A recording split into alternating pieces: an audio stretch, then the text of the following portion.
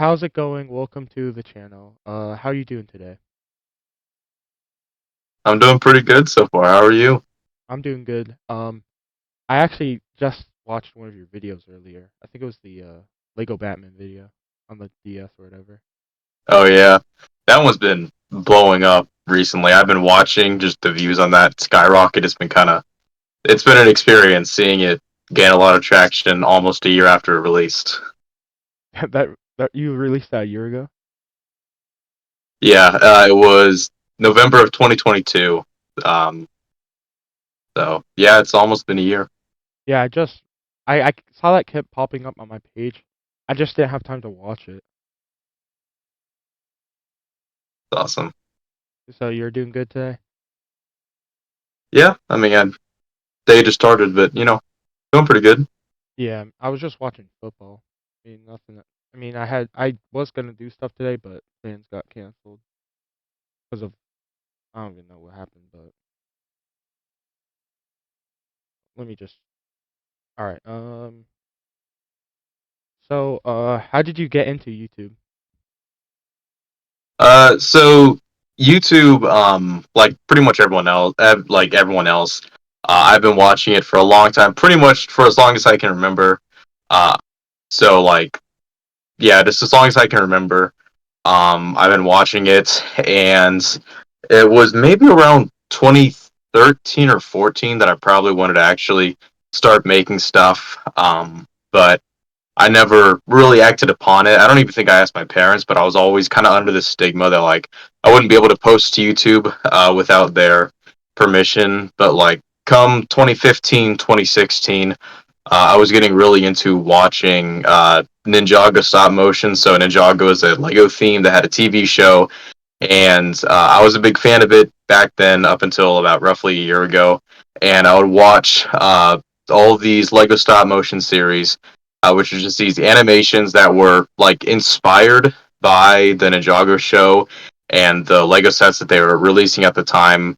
And I really enjoyed it, and that was something that I wanted to do myself at the time because I've always enjoyed storytelling and stuff like that. And so in 2016, just randomly in like about August, I just created my channel and just started uploading stuff. And from 2016 to 2021, I was primarily doing Lego stuff, so like Lego stop motions.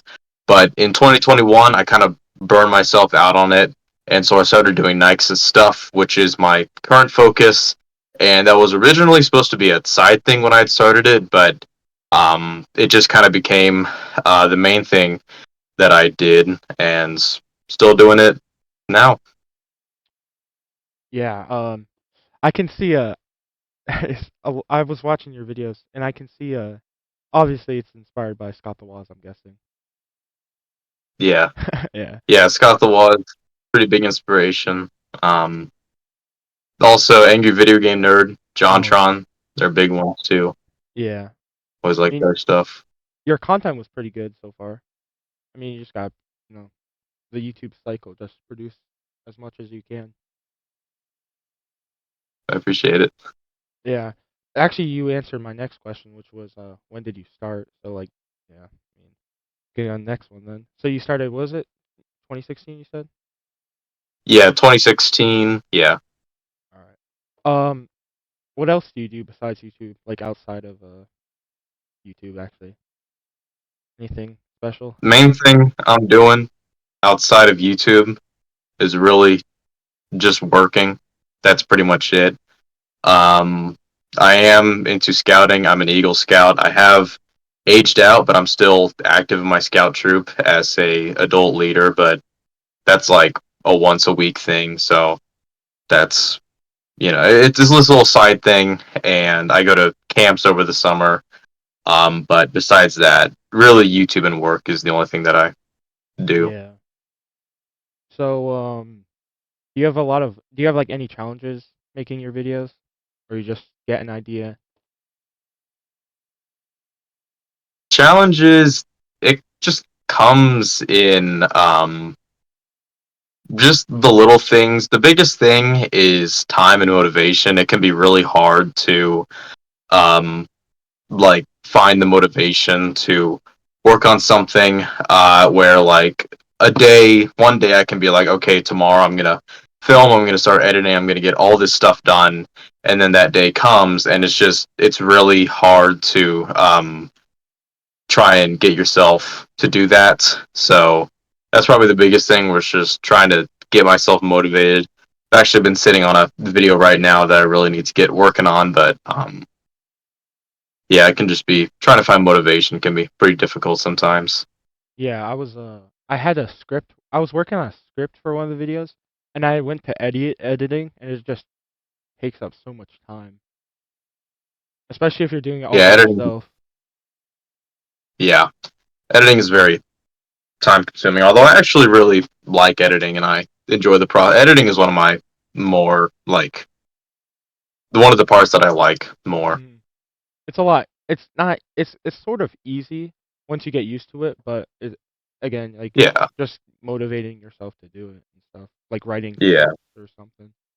Like that was pretty hard for me for because I'm working on a video, but yeah, Mm, takes up like I started it like beginning of this month, and I was working on it. I'm still actually working on it. It just takes up a lot of time because it's like a long video. Like it's mm. one of those iceberg videos I was working on. Yeah, it can really just kind of, if you're not in the right mindset, it can be really difficult to And get work then done. And yeah, and then some days you just sit at your computer or your phone or whatever and you edit yeah, for a bit. just like, I don't want to do this. I want to play Pikmin or whatever. So you play the games a lot. I can tell by your videos. Yeah, yeah. I will confirm I do play some video games. What do you like the most? Like Nintendo, I'm guessing.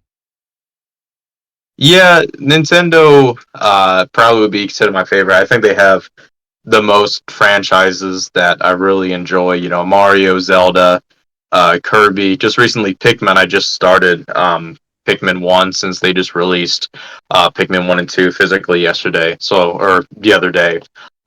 So Pikmin's new interest, really cool. Metroid, whatever. I really like Nintendo's franchises. I'm also still trying to get through all of Sony's stuff. I played the Spider-Man games earlier this year. I still need to get to like God of War, Uncharted, all of those. But like Nintendo's my favorite, but I still like all three companies, and I want to play all their games. But it's kind of difficult to get to all that when you're kind of focusing on one over the others, which is kind of Nintendo. But I'm starting to kind of shift away from that. Yeah, I also like find myself sometimes I just try to play a game and I just not in the right mood. Like I'll just Yeah, like play it sometimes and like I pause it and then yeah, just go on I've my phone. Yeah, I've burned myself out on video games multiple times. Like at the beginning of the year, I played through like Jedi Fallen Order and Spider-Man and GoldenEye, and I started Red Dead Redemption 2 and Cyberpunk all within like 1 month. And for like 2 weeks in like February, I just did not play video games like at all. I just way burned myself out. Yeah, Red Dead's good. Like it took me a Yeah, while though, like the entire month just nonstop playing it because I was like free the entire month. It was during the summer too, so I had like nothing to do. And that's because it sick. was also like COVID year, so I had like nothing else to Oh do. yeah. And then I Cyberpunk, beat Red Dead. yeah, you can go on.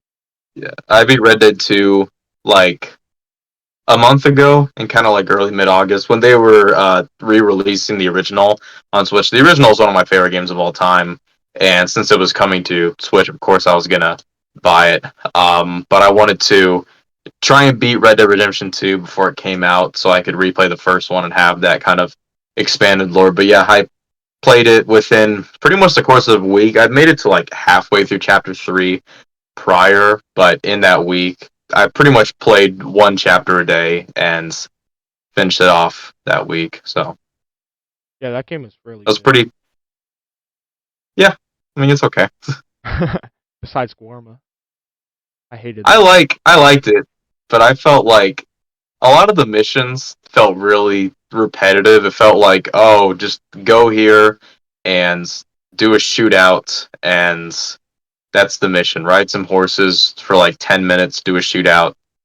Um, it just got kind of repetitive. I didn't really like the shooting Yeah, mechanics. They felt pretty dated. The story was really good. The story was the best part, but um, a lot of the missions just kind of just felt so repetitive, rinse and repeat. You get to a mission that didn't involve like a shootout, and it's just like, oh my gosh, this is so like fresh. especially But near the end, you just wanted to get over with the game, and it kept forcing you yeah, to do stupid stuff. Like after the yeah. Guarma Chapter part, 6. it just was so slow, just trying to get through In things. chapter 6, when you're constantly just doing stuff with the Indian tribe, where it's like, okay, we're gonna go over here and we're gonna attack this army post. We're gonna go here. We're gonna attack this army guy. Oh no, one of our guys is kidnapped. So let's go to this army base and save him by shooting up the place. And it's just like, come on, guys, we've been doing that for like the past 10 missions. And then Cyberpunk, I actually bought not too long ago because it was on sale. It was like because it also was on sale because it had like it was like the bundle with the new DLC coming out. I was almost done with Oh it, yeah, and then I stopped playing it for a while, and then I tried to go back to it, and I just ended up killing people, and then just left. yeah. I beat Cyberpunk. It was kind of more out of obligation because I was doing a video on it, but yeah, I enjoyed it, but the more I look back on it, the more I'm like, okay, like obviously the game had a horrible launch with it not being finished, and they finished it, which is commendable, and it's okay, but I don't think it's that great. I don't attribute it to it being unfinished at launch. I just attribute it to it not being a great game in the first place, but I think Cyberpunk is a great game to try out if you find it for cheap, like on sale. But I can't really imagine paying $60 for it. Yeah, especially at launch. Man, I feel bad for the people who spent their money on that. Yeah, people bought at launch. My gosh. I mean, I And then don't blame them because like the marketing was pretty like intense. Like it looked really good, but man, that was yeah, they had the E3 show with freaking Keanu Reeves. It was so hype, but then yeah. comes launch. I wasn't even like really into gaming when that press conference happened, and yet I still heard all about it in Cyberpunk. And even then, I was like, "That's a pretty cool concept." And I mean, it was okay, but like, ugh. It felt yeah, Cyberpunk felt repetitive too, cause like with its story missions. Yeah, The worst yeah. was the Uh, ones where you had to like I don't remember entirely, but you had to like hack something. I don't remember what it was. a lot of those hacking missions felt so bland, but yeah, Cyberpunk also felt very, very repetitive. Although I will say, with like how it's a first-person shooter, but you can still like, I felt like there was a bit more variety where it's like there were stealth mechanics in a lot of areas you could, stealth your way through. You could just shoot your way through. Or there are maybe weak enough enemies so you could just kind of use a melee weapon or whatever. So like I found I just did more variety in Cyberpunk, which didn't make it as tedious, but like looking back, a lot of it did feel the same. And Yeah, yeah, I was I mean it's okay, but like for Xbox. They don't have much stuff besides Halo. But recently mm, I played Starfield, and I'm not a fan of Bethesda's stuff because it feels very old school. But I feel like the new I was playing it and it's a lot more smoother and more modern. I really feel like yeah, it's like Starfield looks pretty cool. but one of the parts in it you get like the spaceship and you can fly around to other planets, but you have to fly to the planet through a menu. Like you have to Yeah, fast I travel through saw a that. menu. That And was a big thing. I didn't realize until because it was like early. I had it early, and I didn't realize because there wasn't any articles about it. So I was just flying to the planet because I didn't realize it was fast travel. I was flying to the planet for like 10 minutes straight. I was like, I'm not Oh, going anywhere. yeah. Yeah, No Man's Sky kind of set this really high bar for like any kind of space game where like the way that No Man's Sky, this little indie game, had like lets you seamlessly fly from space to planet and land on it and go anywhere on the planet, fly like just a little high off the planet in a ship and whatever. It kind of set a really high bar for Starfield. I'm not really saying any is better than the other, but like yeah, seeing Starfield, where like space is really only for like combat and other little stuff, and it's not really about flying from planet to planet. It was kind of like, yeah, that's a pretty Bethesda move. Yeah, it also just takes out the immersion, going through like menus and stuff.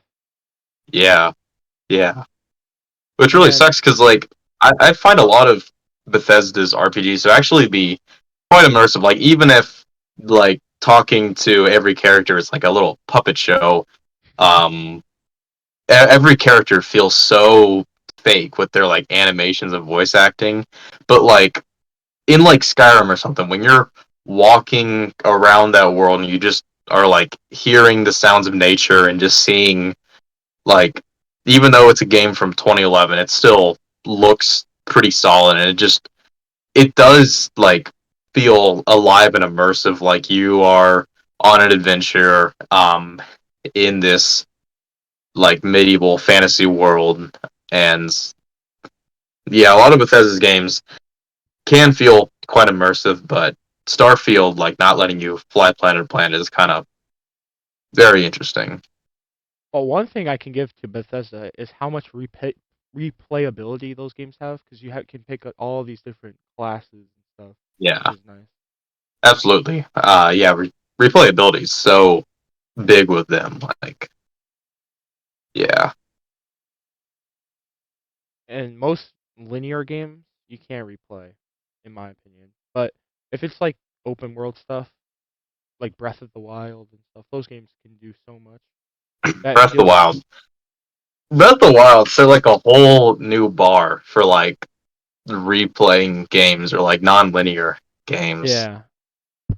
It's so like I still am so in love with the concept that like you don't like to beat the game. The only other story thing you need to do besides beat Ganon is clear the Great Plateau. I think that's still like And that's at the so beginning. So you can cool. just like go Where it's just straight to the boss. like you can literally beat the game in like half an hour, and that's insane for a Zelda game that can take usually around like 20 to 30 hours to beat. I was also playing Tears of the Kingdom. I haven't beaten it yet, but that game's pretty good too. With like the what's the ability called? Like Yeah, you can Tears of pick the stuff Kingdom. up. Yeah, that thing was good. Yeah. Tears of the Kingdom kind of just like I still really like Breath of the Wild, but like the only reason I can see myself going back to Breath of the Wild is replaying the story. In terms of like roaming around, since Tears of the Kingdom's world, it's changed a little bit in small ways, but like all those changes kind of make it like better because you have like the depths and the sky and all that. It's just like if I want to free roam in the most recent Hyrule, I'm just gonna do Tears of the Kingdom.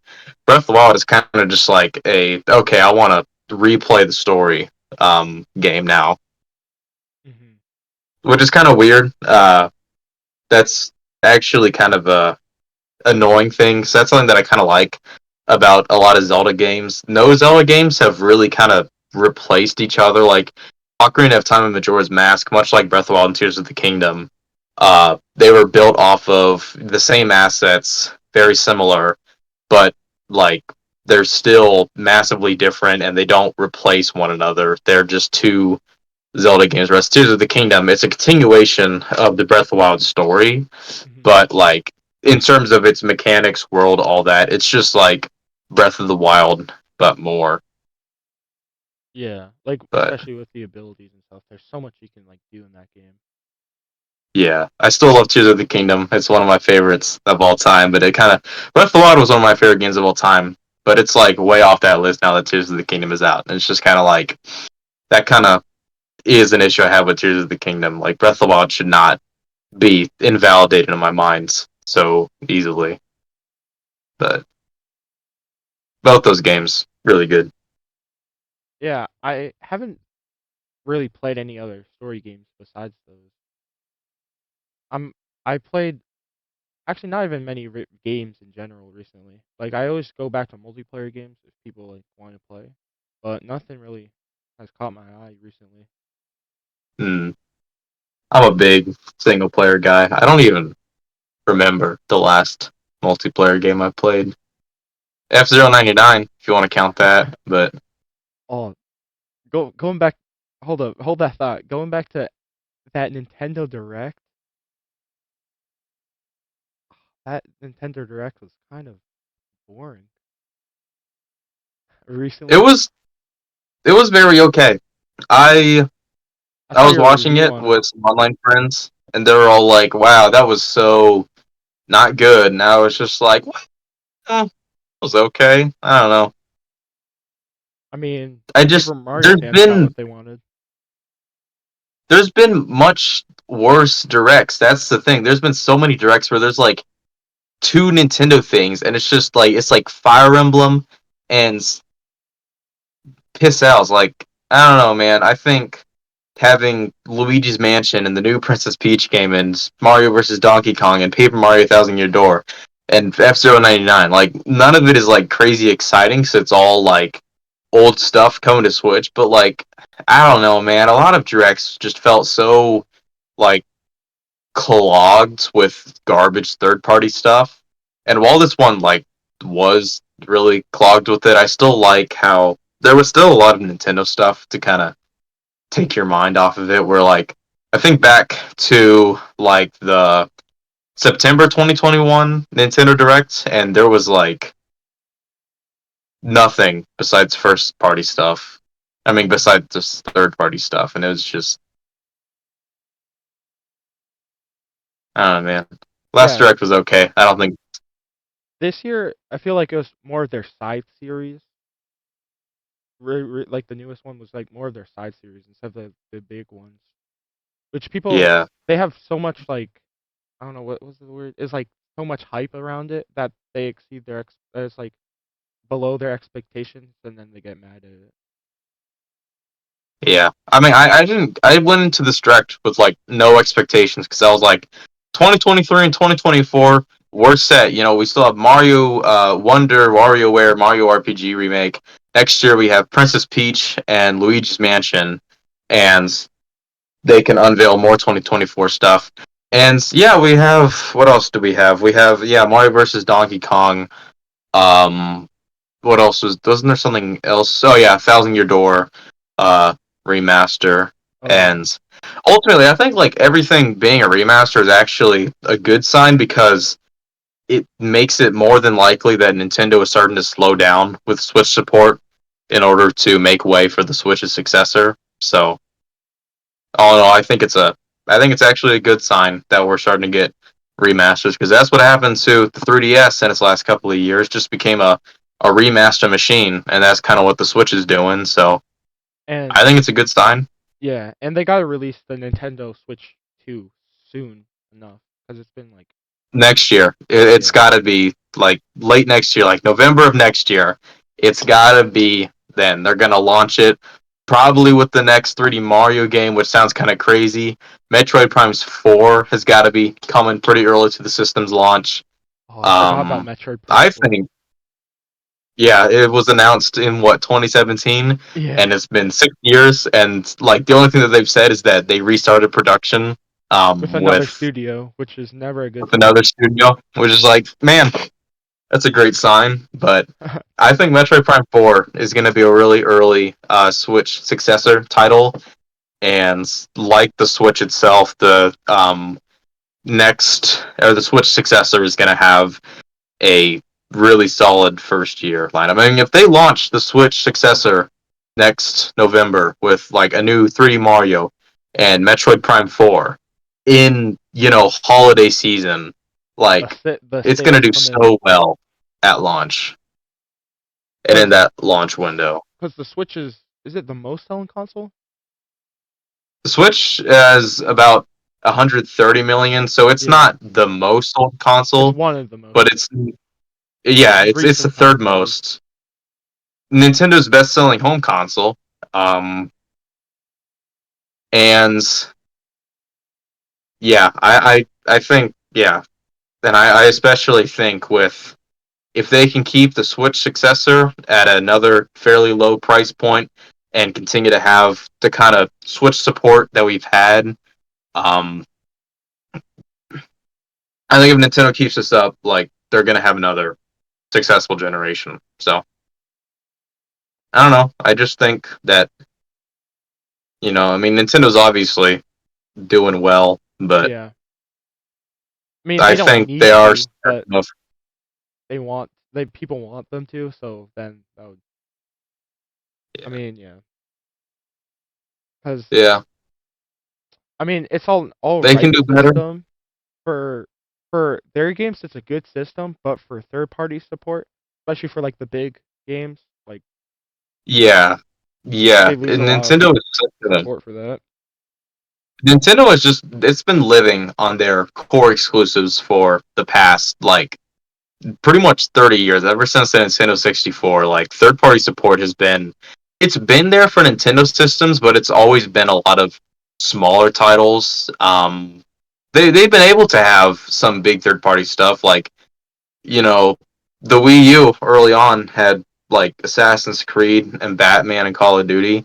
And like, I mean, the Switch has had a ton of great third-party support from the big companies too, but it is getting to that point where it's like, okay, we really can't keep on bringing these 2023 PlayStation 5, Xbox Series X games to Switch. Like, have you seen Mortal Kombat 1 on Oh, Switch? that was awful. Yeah, I cannot believe that they brought They Mortal thought it was a Kombat good 1 to idea. Switch for $70 too. Like, They put it full I was at price. Walmart the other day because I was trying to find. I went to GameStop to get the Pikmin 1, 2, 3, and 4 on Switch, Yeah. and I couldn't find they didn't have Pikmin 3 at GameStop, so I went to Walmart to see if they had it, and they didn't, so I got Kirby instead. But I saw that they had Mortal Kombat 1, $70 still. It's just like, oh my gosh, like $70 for that is absolutely ridiculous. Like I always appreciate it when they try to make it like run natively, but like at some point you just got to say, okay, we can't keep on putting these games on Switch. Like I mean, if they should have just put it on it's cloud if just they needed to. yeah, it's just a waste of time because like if you care about Mortal Kombat, you more than likely have like a PlayStation 5 or a Series X I mean, or you can get one. Like don't buy it on Switch because like also if you're going to get Mortal Kombat 1, I feel like you also kind of care about it competitively and I guarantee you no one is playing like online on Switch.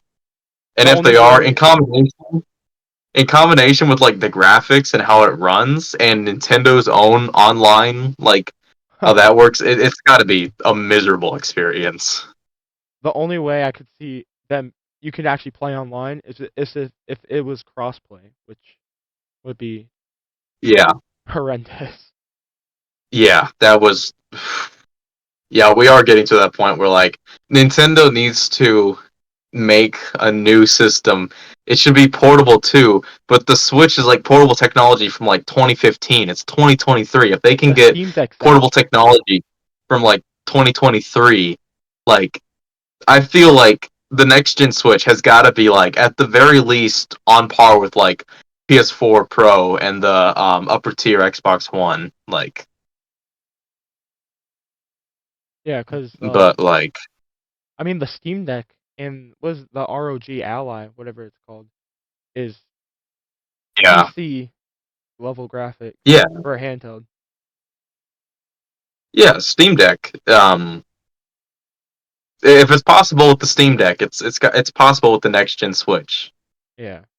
It should be even more possible with the next gen Switch because like Valve haven't really made consoles versus Nintendo. They've been making consoles for like almost 40 years at this point. So like, The last console that yeah, Steam had was this little box that you could connect to your TV, and it would just play your PC yeah, games yeah, from your PC. Like it would yeah. connect to your PC and like stream it to your TV or whatever.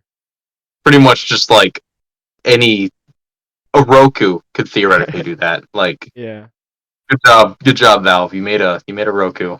Like the new Samsung TVs, they have like Xbox Game Pass, so you can play Yeah, Xbox Game Pass.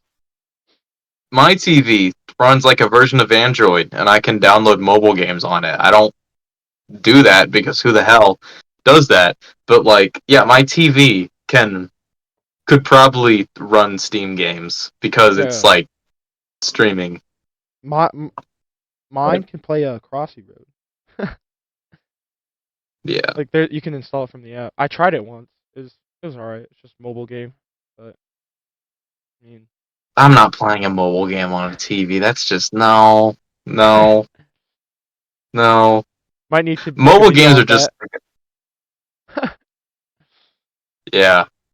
The mobile games are just like I'm on my 15. I don't feel like scrolling TikTok. I just want a little stimulation. Let's hop on BitLife for 15 minutes. The new Mobile iPhone games are 16 not though like that. is on par with a PC. You can run Resident Evil 8 natively, Yeah. which is Yeah, probably gonna look like I can MK1. stream I can stream games to my phone. Remember Google Stadia? I mean, they They shut don't it want you down, but remembering that. But yeah, no, yeah, I don't know. Next Switch, gotta be powerful. I don't stop with the cloud games. I don't want cloud games. I'm I know so because they had like that Resident kind of Evil defeats Cloud. the whole point. They had what That else? They defeats, have Cloud. I don't even remember. They had Hitman 3 Cloud.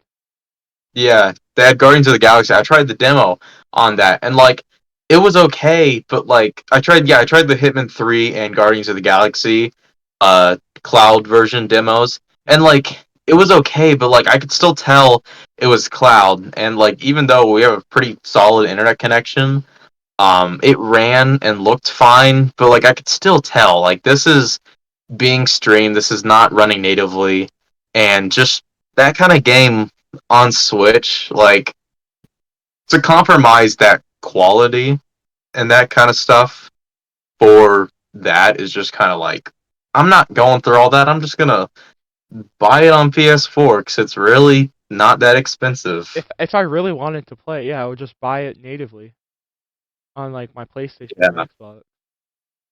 And again, like if you care about Hitman 3 and Guardians of the Galaxy, you probably have something besides a Switch. Like you don't buy a Switch because Hitman 3 is coming to cloud version. You buy a Switch because you want to play Mario, Zelda, whatever else Nintendo has. Like,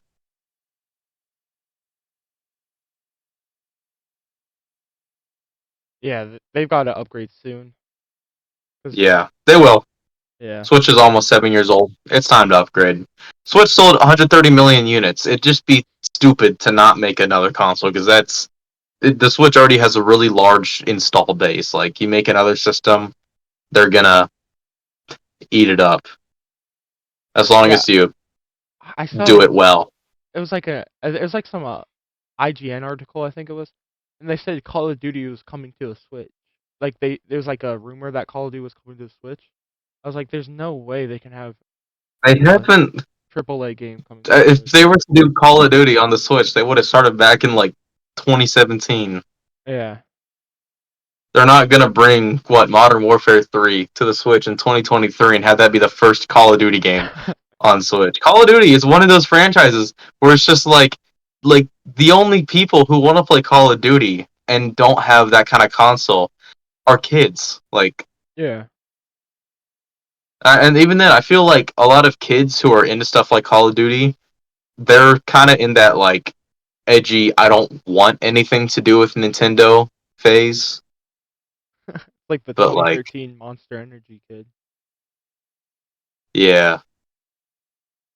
When I was a kid, I wanted to play Call of Duty so much, and the only system that I had that Call of Duty was on was a DS. I mean, I had a Wii, but The I didn't DS. know Call of Duty was on Wii.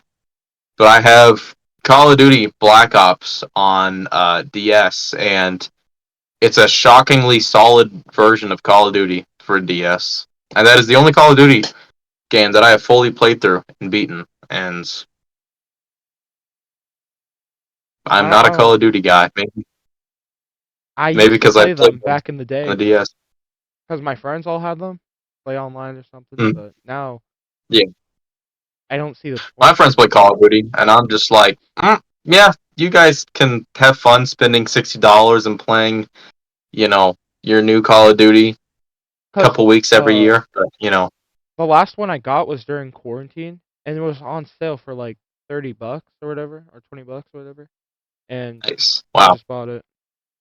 Yeah, I mean, if they're cheap, I got Call of Duty Ghost because it was like I bought that back in like 2019 because I saw it used at GameStop for like $3, and it's a game I used to play with a friend at his house, and so yeah, I played through maybe like half of it in the very early days of quarantine because I was just like, what the hell am I gonna do? Guess I'll play Call of Duty, and like it's fine, but like I don't know, man. It's just yeah, I don't really care Call of Duty. If I'm gonna play a first-person shooter, I want something more zany and I'll unique, I'll like play like Metroid or Halo. I wish they had the split gate. Do you ever play that? It was like Halo. It was like Halo and Portal. Like it was like Halo gameplay, but you could Oh, shoot portals and Splitgate. stuff. Yeah, I Yeah, never played it, but I heard of it. I heard of yeah. it. I Yeah. played that because I played Halo back in the day and stuff, and I hmm liked Portal. It was a mix of two, both great games. Yeah, It I'm was not a pretty big good, but first they shut it down person recently. shooter guy. But there are various first person shooters that I like. Portal's really fun, but like that's not combat based. Yeah, That's it's puzzle puzzle based.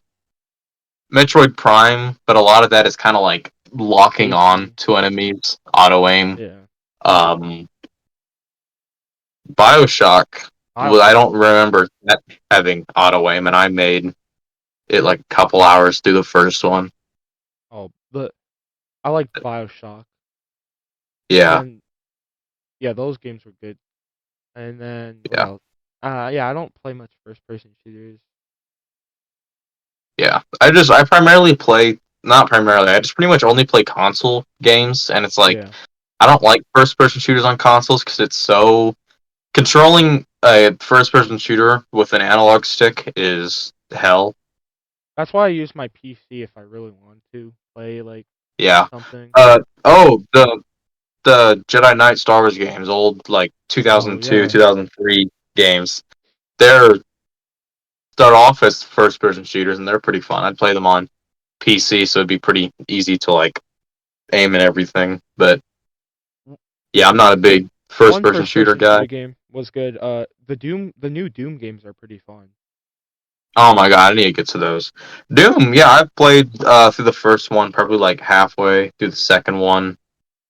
Uh, but I need to Game Eternal's really good. still need to finish the second one and the rest of the series. But And then yeah, if I really yeah again if I really wanted to just use a PC because it's more easier to move and stuff. I was yeah, thinking of something, but I I want to lost get a my PC. thought. Yeah, you Go can on. go on. No, cause yeah, I lost my thought, but you can go on about a Mm. PC. But yeah, I want a PC. I'll get one day, but they're like you know $2,000 to $3,000, and it's just like, man, I got enough stuff that I need to get that's like a couple $1,000, and it's just like, I'll wait. I'll wait. Yeah, I don't and I don't need it yet. they come, and then once you buy one, the next best system comes out, and it's just. I mean, I don't need the newest thing, but if I don't know, Yeah, I I don't, I don't just even don't like it know when. if I really want to get a PC because like I don't get PCs because they're like I just I don't know, man. I just kind of like I like having a computer to like get stuff done, to like work on stuff, and to have like a game console to just play games on. And it's just like I'm willing to sacrifice mods and various cheats to just be able to sit down on a couch and use a controller and play Yeah. games. Oh, yeah, I remember what I was thinking. I did want to play Baldur's Gate 3. I don't know why, Oh yeah, but I just wanted to play it because when I I first saw heard. it, I thought it was like a something like Skyrim or something, like a third person. But I didn't realize it was top down, which kind of like threw me away. But then I was watching some Wasn't gameplay, Baldur's so Gate 3? I want to try Wasn't it. that announced with Stadia? Yeah, it was. Pretty sure that was like. It was announced during a Stadia event, and then Stadia shut Yeah, down. it was announced during the Stadia reveal, and Stadia died before it came out. That's kind of ironic. I Stadia remember did that not was get its biggest game. Yeah. Yeah, no, I hear a lot of praise for Boulder Gate 3. A lot of people are saying game of the year. And I'm just like, okay, okay. I see gameplay and I'm like, oh, it's a that kind of awkward, not necessarily isometric, but like bird's eye view, kind of zoomed out RPG. And I'm just like, okay. I mean, if you want to believe that, you know. yeah, because those games throw me off all the time. Like, if I'm not a huge fan of top-down games or I RPG like it games per kind of se. depends on what kind it is, but Yeah. like if it's like a medieval RPG, I don't want to be like in the last Nintendo Directs, there was this one game that was like yeah, an isometric medieval RPG, and the camera was so far back, I remember that and one. It was so high. I was just kind of like, what the hell? Why is it so far back? Like You couldn't even. It was like your character was like a pixel. so small, I can't see. I'm gonna play that on my Switch Lite and have them see be like 2 pixels. Oh man, the Switch Lite. I actually saw your video the other day of that, and you brought up the Switch Lite. Yeah, always got to crack out the Switch Lite for the Switch Lite joke. But if you really wanted to play something, yeah, that medieval game you were just talking about, and you only have a Switch Lite, you're not gonna be able to see anything. Why would you even want to play that game in the first place? Well, I don't even know. I don't even know what it would be about. Most medieval games follow the same plot, like group of That soldiers. direct was so full of anime art style medieval RPGs, and it's Oh, they just had that like League of Legends RPG thing. yeah, the League of Legends spin-offs. There was so many others. There was like probably like 5 or 6. Like how the September 22 direct was filled with farming games. This one was filled with medieval isometric RPGs, and it's just like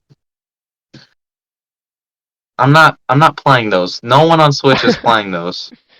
If you want a good medieval RPG on Switch, play Skyrim. Yeah, all the medieval RPG fans are on PC. Yeah, that too. That too. And then farming games, I hated that direct because it was like every other game was something to do on It your just farm. became it just became funny at some point. It's just like, ah, there we go. I don't Another farming game. I don't see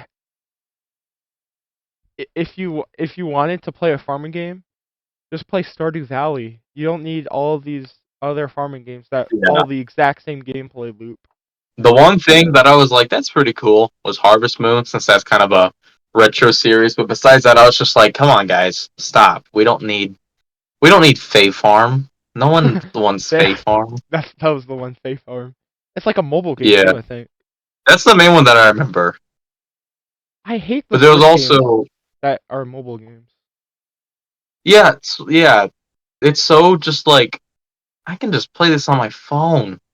There's one in the new one where it was like gameplay. It's like a MOBA game, like League of Legends, and you could see Yeah. Oh yeah, the the one. buttons Yes, I remember that. in the Yeah, corner.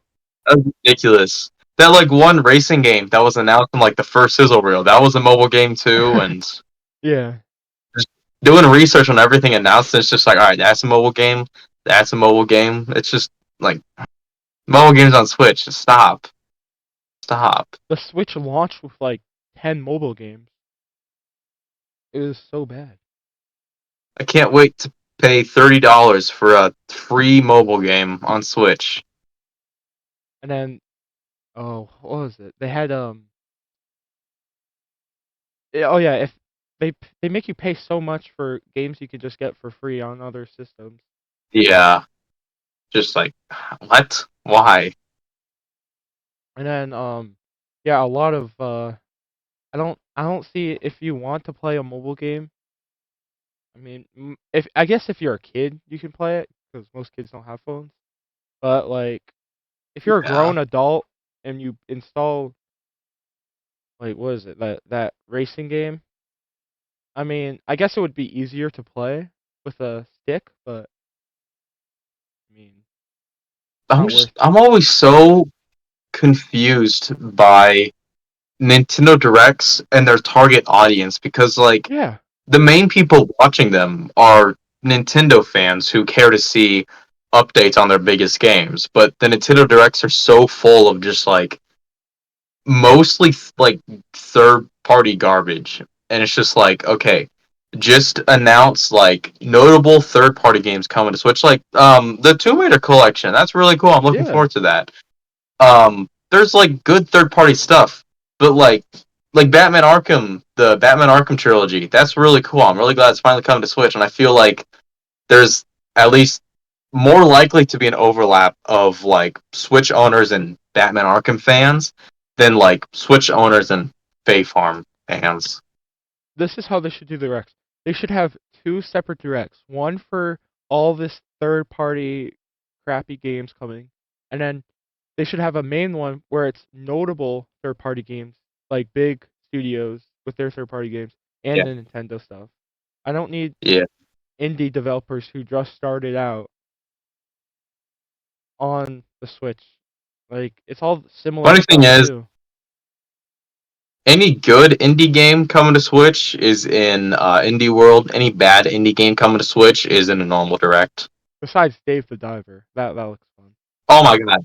Dave the Diver was like the one game in that last pixel sizzle reel that I was like, wow, that doesn't look like garbage. Because I remember it's like a lot of people were talking about it when it came out earlier this year. Because it came Yeah. out like during the summer, I think. I I saw saw tons the of people just the talking about trailer it. in the direct and I was just like, that looks pretty cool. That looks pretty fun. And then everything else, uh, what do they have? I don't remember. Like the only two games that I remember the titles were the League of Legends and the um Dave the Diver. I don't remember any other indie games like names. Yeah. I will say though, it is a pretty iconic part of Nintendo Directs for it to just be so chock full of garbage that like when you get a big announcement, it's like, oh my gosh, like finally. And it was Because kind of like, sad that the big like the end, the thing to end all the direct, the entire direct is usually this big game, and then they just end it with a Paper Mario remake, which is good, but yeah, to end it all off, I mean, we didn't need I something will say, huge, but Thousand Year Door, Thousand Year Door is the best one to remake because that's the one that people wanted the yeah. most. But yeah, ending it with a old game isn't really that exciting. But like, you think back to like this year's February Direct, where like the first like 25 minutes was just bad, and it's just so nothing. And then all of a sudden, they have like Game Boy and Game Boy Color coming to Switch Online, Metroid Prime Remastered, and like another look at Kirby and Tears of the Kingdom. And it's just like, where was all of that throughout the whole direct? I know they always waste my time with stupid Nintendo, stupid bad indie game. Yeah, I'm not playing that. I'm not playing 90% of the games in direct. I'm not playing 90% of them. No one genuinely buys every game from the direct because that would be so much money. I want to see the sales for Nintendo Direct game number 32. That's another isometric medieval RPG. Oh, they have like 60 games. Yeah, I'll do the to the it's always the Yeah. same.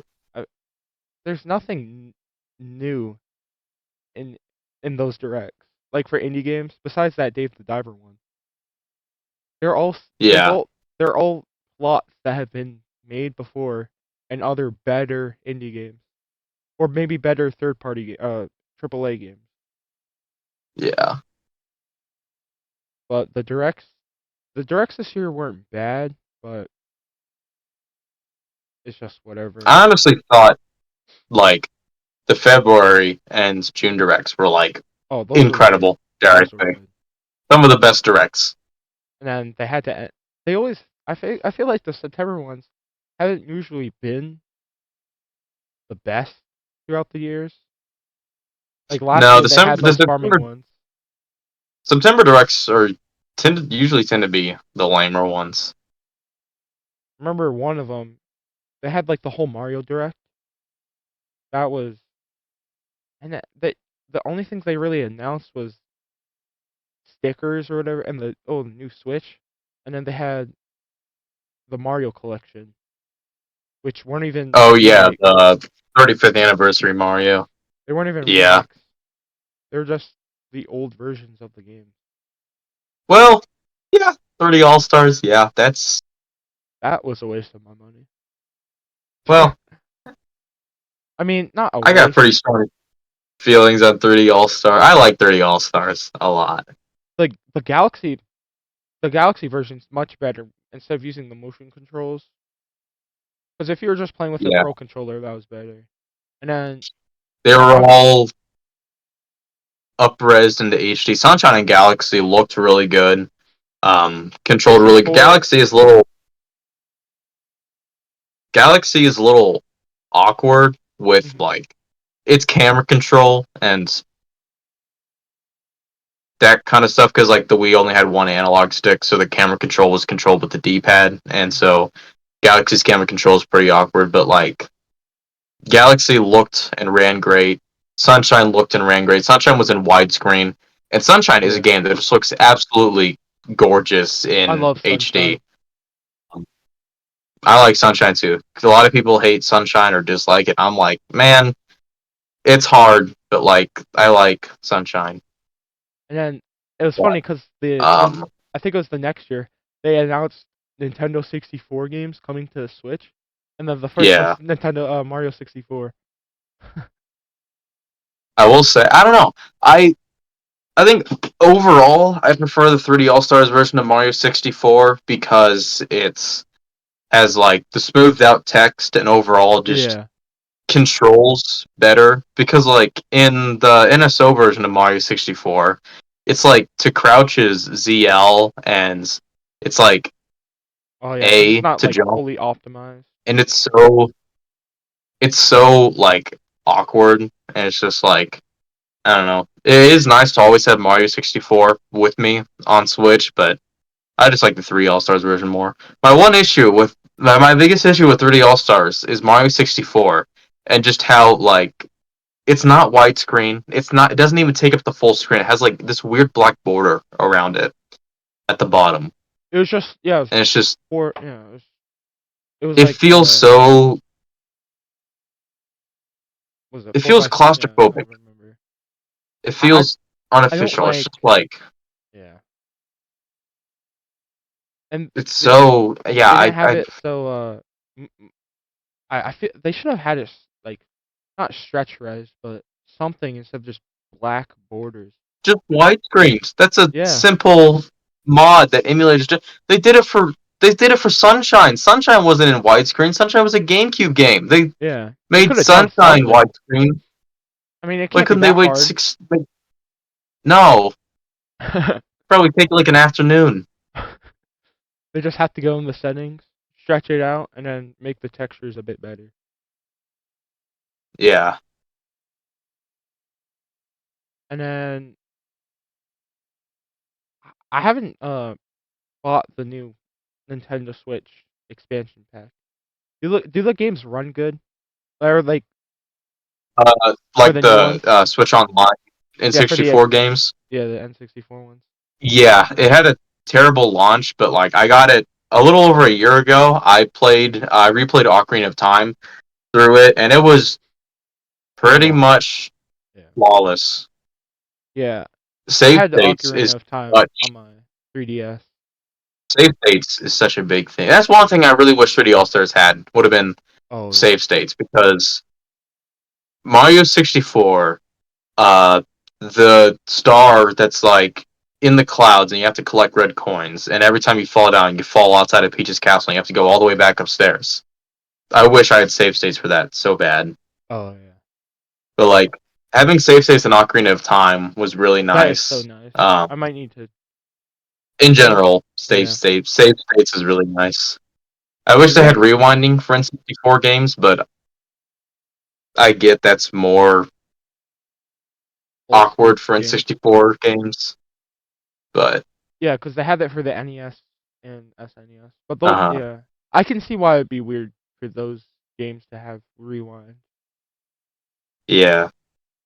At the very least, save states allows you to achieve pretty much the same effect just before you get to a hard segment. Just do a quick save. I mean, at least it's nice that you can play them portably. Yeah, yeah. I massively prefer the Ocarina of Time and Majora's Mask on N64 to the 3DS versions. Um, so it's really nice having them on Switch and portable in their original fashion. I mean, it's nice. It's nicer than having them released on the eShop separately Yeah, and being them all I for think full price. I think $50 a year for access to the big name NES, SNES, N64, Sega Genesis, Game Boy, and Game Boy Color and Game Boy Advance games, and like the Mario Kart and Animal Crossing and Yeah, Splatoon DLC, and all the other stuff like cloud save backups that's all nice and and online and stuff. all that for $50 a year. That's not bad. I'm perfectly fine for that because I'm paying like what, like $120 a year for like PS Plus, and what do I get from that? I feel like I'm getting nothing from that. Yeah, PS Plus. It's so annoying. They had but now they have three separate tiers, so it'll be like Game Pass now. Yeah, And I mean, I have the old discs. Why can't I just use them on the PlayStation? yeah. I mean, it has a disc drive. They have a ton of good games, but it's just like they're like big games, like modern day games, and it's just like to download it all, like to go through and completely download it to your system and play through it like entirely is so much more of an investment than just popping open the SNES app and going like, okay, I'm gonna play A Link to the Past for an hour, and it's just like, yeah. I think And people they're are too hard on Switch Online. It had some pretty low points, but at this point, I think it's pretty much like if you don't see value in it, don't get it. But I think there's a ton of value in it if you see it that way. also they're upping the But price to the PlayStation Plus games, so it's gonna be like even more expensive. It's not even worth it. yeah, The only thing I'll get is base the lowest Switch, tier, because you can still play base online. Nintendo, Yeah, and you can yeah, get like there's like 3 free games every month, which isn't terrible. base Nintendo Switch Online is still $20 a year, and now you have NES, SNES, and Game Boy Color for $20 a year, and Yeah, it's that's just good. 20 bucks. yeah, but like that's a lot for $20 a year. Like And the NES games are games that Nintendo would sell separately on Virtual Console for like $5 for the price of 4 NES games a year. You get access to like so many more, and it's just like I don't get why people miss Virtual Console. Virtual Console was expensive. oh yeah, Virtual Console was stupid. I'm sorry. I think having it be a more like a subscription service where it's just you're subscribed to Nintendo Switch Online and you just get access to all the old NES games. I bought It's so Earthbound on my 3DS. It was like almost 10 bucks. Yeah, it's ridiculous. And now, like, Earthbound is just included in the $20 NSO tier alongside, like, so many other. Like, at this point, you got like 6 Zelda games on Hmm. base NSO tier, and it's just like, oh man, I don't think Nintendo Switch Online is a scam. I think it's very well worth the price. I mean, you can play F-Zero 99. Yeah, that too. All those That free those games games. are That good too. even F-Zero 99 is a blast. I mean, I have issues with F-Zero 99, but like, it's fun. Yeah. Tetris 99 is fun. And then they had the Mario Oh, 35 game was pretty good too. oh my gosh, I never played Mario 35, Oh, and you I'm missed just like, out. Because they shut it down, which is yeah, annoying. I know, I know. I don't get why they did that. Why did they do that? I mean, they could have just changed it to Mario 99. I live in fear that F-Zero 99 is gonna get shut down in like a year or two. Because like, isn't I think Pac-Man 99 is being shut down. I mean, Tetris 99 's still up, which has been there since launch. Yeah, Pac-Man 99 is going offline October 8th. Hmm. Um, That only just came out. Or it yeah, feels like it that just was did. what 2021. Yeah. I think Thing it's is, Tetris 2020. 99 is a lot more popular. Yeah. I mean, it's Tetris. I think Tetris is such a simple, just jump into it. It's so easy to just jump into Tetris 99 and just It play a was couple kind of rounds. annoying though that everything else was like DLC. Like you could only play online, and then you Yeah, had to buy everything yeah, else separately. yeah. It's pretty stupid that like everything else is just Like like play normal with an Tetris. AI. To play with an AI or whatever, you have to spend money and stuff. It's so stupid. I like how so far there are no microtransactions in F-Zero 99. I mean, at least they remember F-Zero. I know. I think F-Zero 99 is a good first step to bringing back F-Zero because if F-Zero 99 has a really popular player base, um, Make a new one. they'll bring it back. Oh, a new one in like Mario Kart 8 graphics. That would be nice. Oh my gosh. Well, you think back to like Breath of the Wild, like the tech demo for that was like based off the NES Zelda. So if they're working on a new F Zero, they could be revisiting the SNES original. And F Zero X on in Nintendo 64 had like 30 racers per race. Hmm. And if they want to make the next F Zero something bigger, they could totally include like 99 players a race, That and would be to so nice. like test out that concept, they can do it with the SNES version. But in the meantime, why not make that SNES version a Nintendo Switch Online game? I don't know, man. I think I'm just a prophet. When the next F Zero game comes out and it has like 99 players in a race, like I don't Yeah, know. online would be fun for that. I just think F-Zero 99 is like it feels like a tech demo. Yeah, It doesn't feel that well thought out. it feels like they Just just kind of released it. it feels like it's like a proof of concept where it's just like, yeah, F They're Zero testing could stuff work out. with 99 players. And it's kind of just like just the fact that like it's not even about like being the last man standing. It's about being the first to finish the race. Like that's kind of weird. That's not really much of a battle royale. It's more so just a try and win the race. Or they Like could bring back other stuff like Mario Kart 99. I don't know. Maybe they're yeah, testing out stuff for that too. yeah. Because that would be fun. Mario I Kart didn't. I like the 99. 99 games, and I just but like I don't know. I want them to be more and do more. But I think F-Zero 99 is just so awkward that it's just like it's got to be more. It's got to be more than that. Yeah, and then what? Yeah, what else is coming out? Oh yeah, Luigi's Mansion. That's so Yeah, stupid. That's coming out summer. summer 2024 is so stupid for Luigi's Mansion. I mean, Luigi's Mansion 3 came out literally on Halloween Day. October 31st. That was dumb too. Yeah.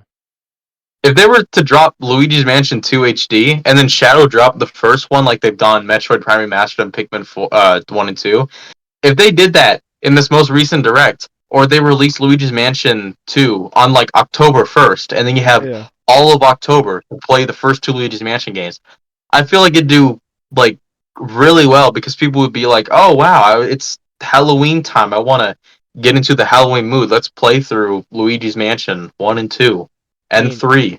it's the same game HD, and they showed off a lot in that direct. I mean, can't be that. Can't Yeah. they have to be at least almost done with that game.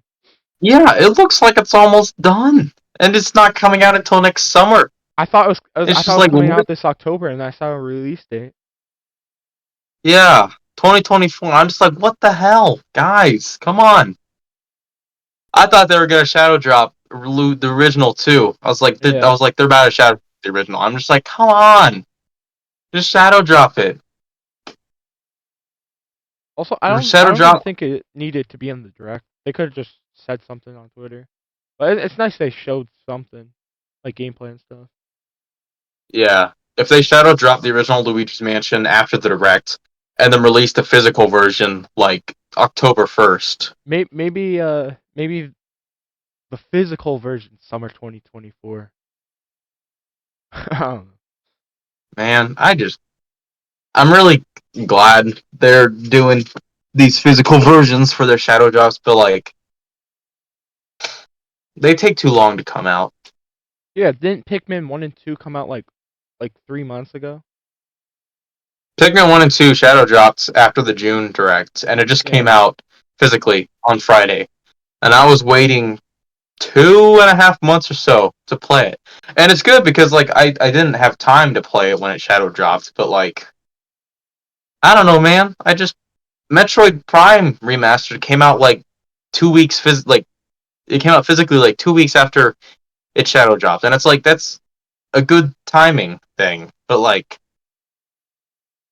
I don't know. Yeah. Not to mention Pikmin 1+2's box art is pretty bad. I know, it's just wait, let me see this. It It's like it's from what I inspired by like remember, the Japanese. it's just the It's two Pikmin.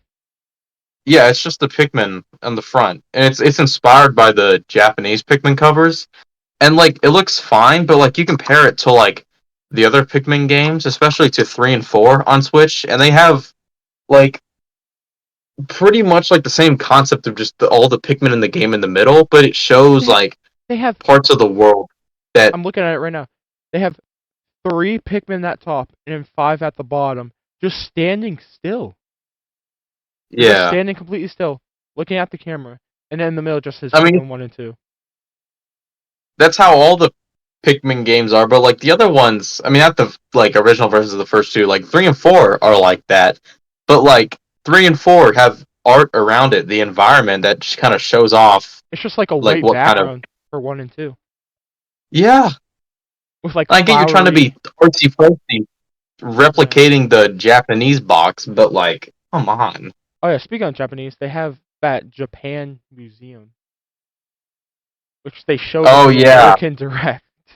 why would you show that to us? Why would you show that to us? They should have showed it in the Japan version. I hey guys, check out this museum that you can't go to. Because it's like $1,000 to just to get a flight to Japan. 2,000 maybe. Yeah, you're gonna spend so much money just to go to Japan to see a Nintendo museum. There's a GameCube on display in there. Like, The first thanks. GameCube made or something. Damn, the first GameCube made. That's almost as cool as the one that I have. Which is the exact same color. Damn, you got the purple one? Man, I got the silver one. Like the different color GameCube. They have like an I got exclusive color GameCube in there or something. It's like rainbow. I like yeah, I like the idea that you just walk in there and all there is a GameCube. It's like a gold They're just GameCube. like, thanks for coming. Thanks for your $40. You can look No, at this they're gonna GameCube make it that like $100 just to get in. they gotta have like Shigeru Miyamoto in there being like, I I came up with Pikmin when I was gardening. It's like, thanks, me. If I gotta spend that much money, I better have like Miyamoto in there, just like shouting at me. Like, yeah, they just got weird stuff in some of the directs, and there's He's like, I found a carrot in the when I was gardening. I have a new T-shirt. Isn't it like his stories that like he was like from like Zelda because he was like outdoors a lot as a kid or something? Yeah, yeah. Zelda came from his. He used to explore caves when he was a kid. What was Mario? His dad was a plumber or Pikmin comes something? I don't from know. when he was gardening. I don't know what. I don't know what Maybe his dad because was a plumber. he made Donkey Kong first. Oh yeah. I don't know if he was the one who made the Mario lore because originally Mario was just you know like a carpenter Maybe he and saw King Kong or something. yeah, it was just King Kong Popeye stereotypes that he was Yeah. inspired by Those are his favorite two. Favorite movie and favorite cartoon as a kid. because he used to eat spinach as a kid. Oh, Miyamoto. I kind of forgot about that dude until you were just talking about him. I love Miyamoto. He makes some. He made Donkey Kong. That's pretty cool. I remember the But yeah, image. He's it was like showing off the Pikmin thing, and he just has the Pikmin shirt. He like opens up yeah, his he's coat, like, and he I just made has a the new Pikmin T-shirt. shirt. I'm just like, good for you. And he showed off the Mario movie cast. Oh, that the Mario movie is actually not bad. I did not like it. I did not like the Mario movie. You didn't like it? I did not like it. No. I mean, for fun, it was. Everyone else everyone else really liked it. I'm just like, come on guys, don't enable illumination. I mean, yeah, they did have that. It was really realistic looking, and then Chris Pratt as I thought Chris Pratt. the animation The animation was good though. the animation was incredible. It's the best looking illumination film by far. Like it's unbelievable how good the animation looks.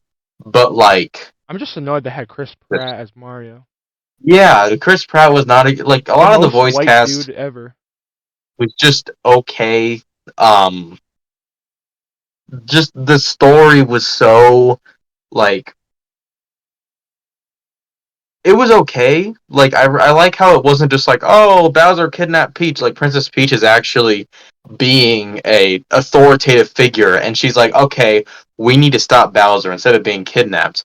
But like Jack the Black was whole good though. second act of the film where they go to get the Kongs, that whole part of the movie could be cut out and the story stays the exact same minus I know. Donkey Kong. They could just have Donkey Kong show up.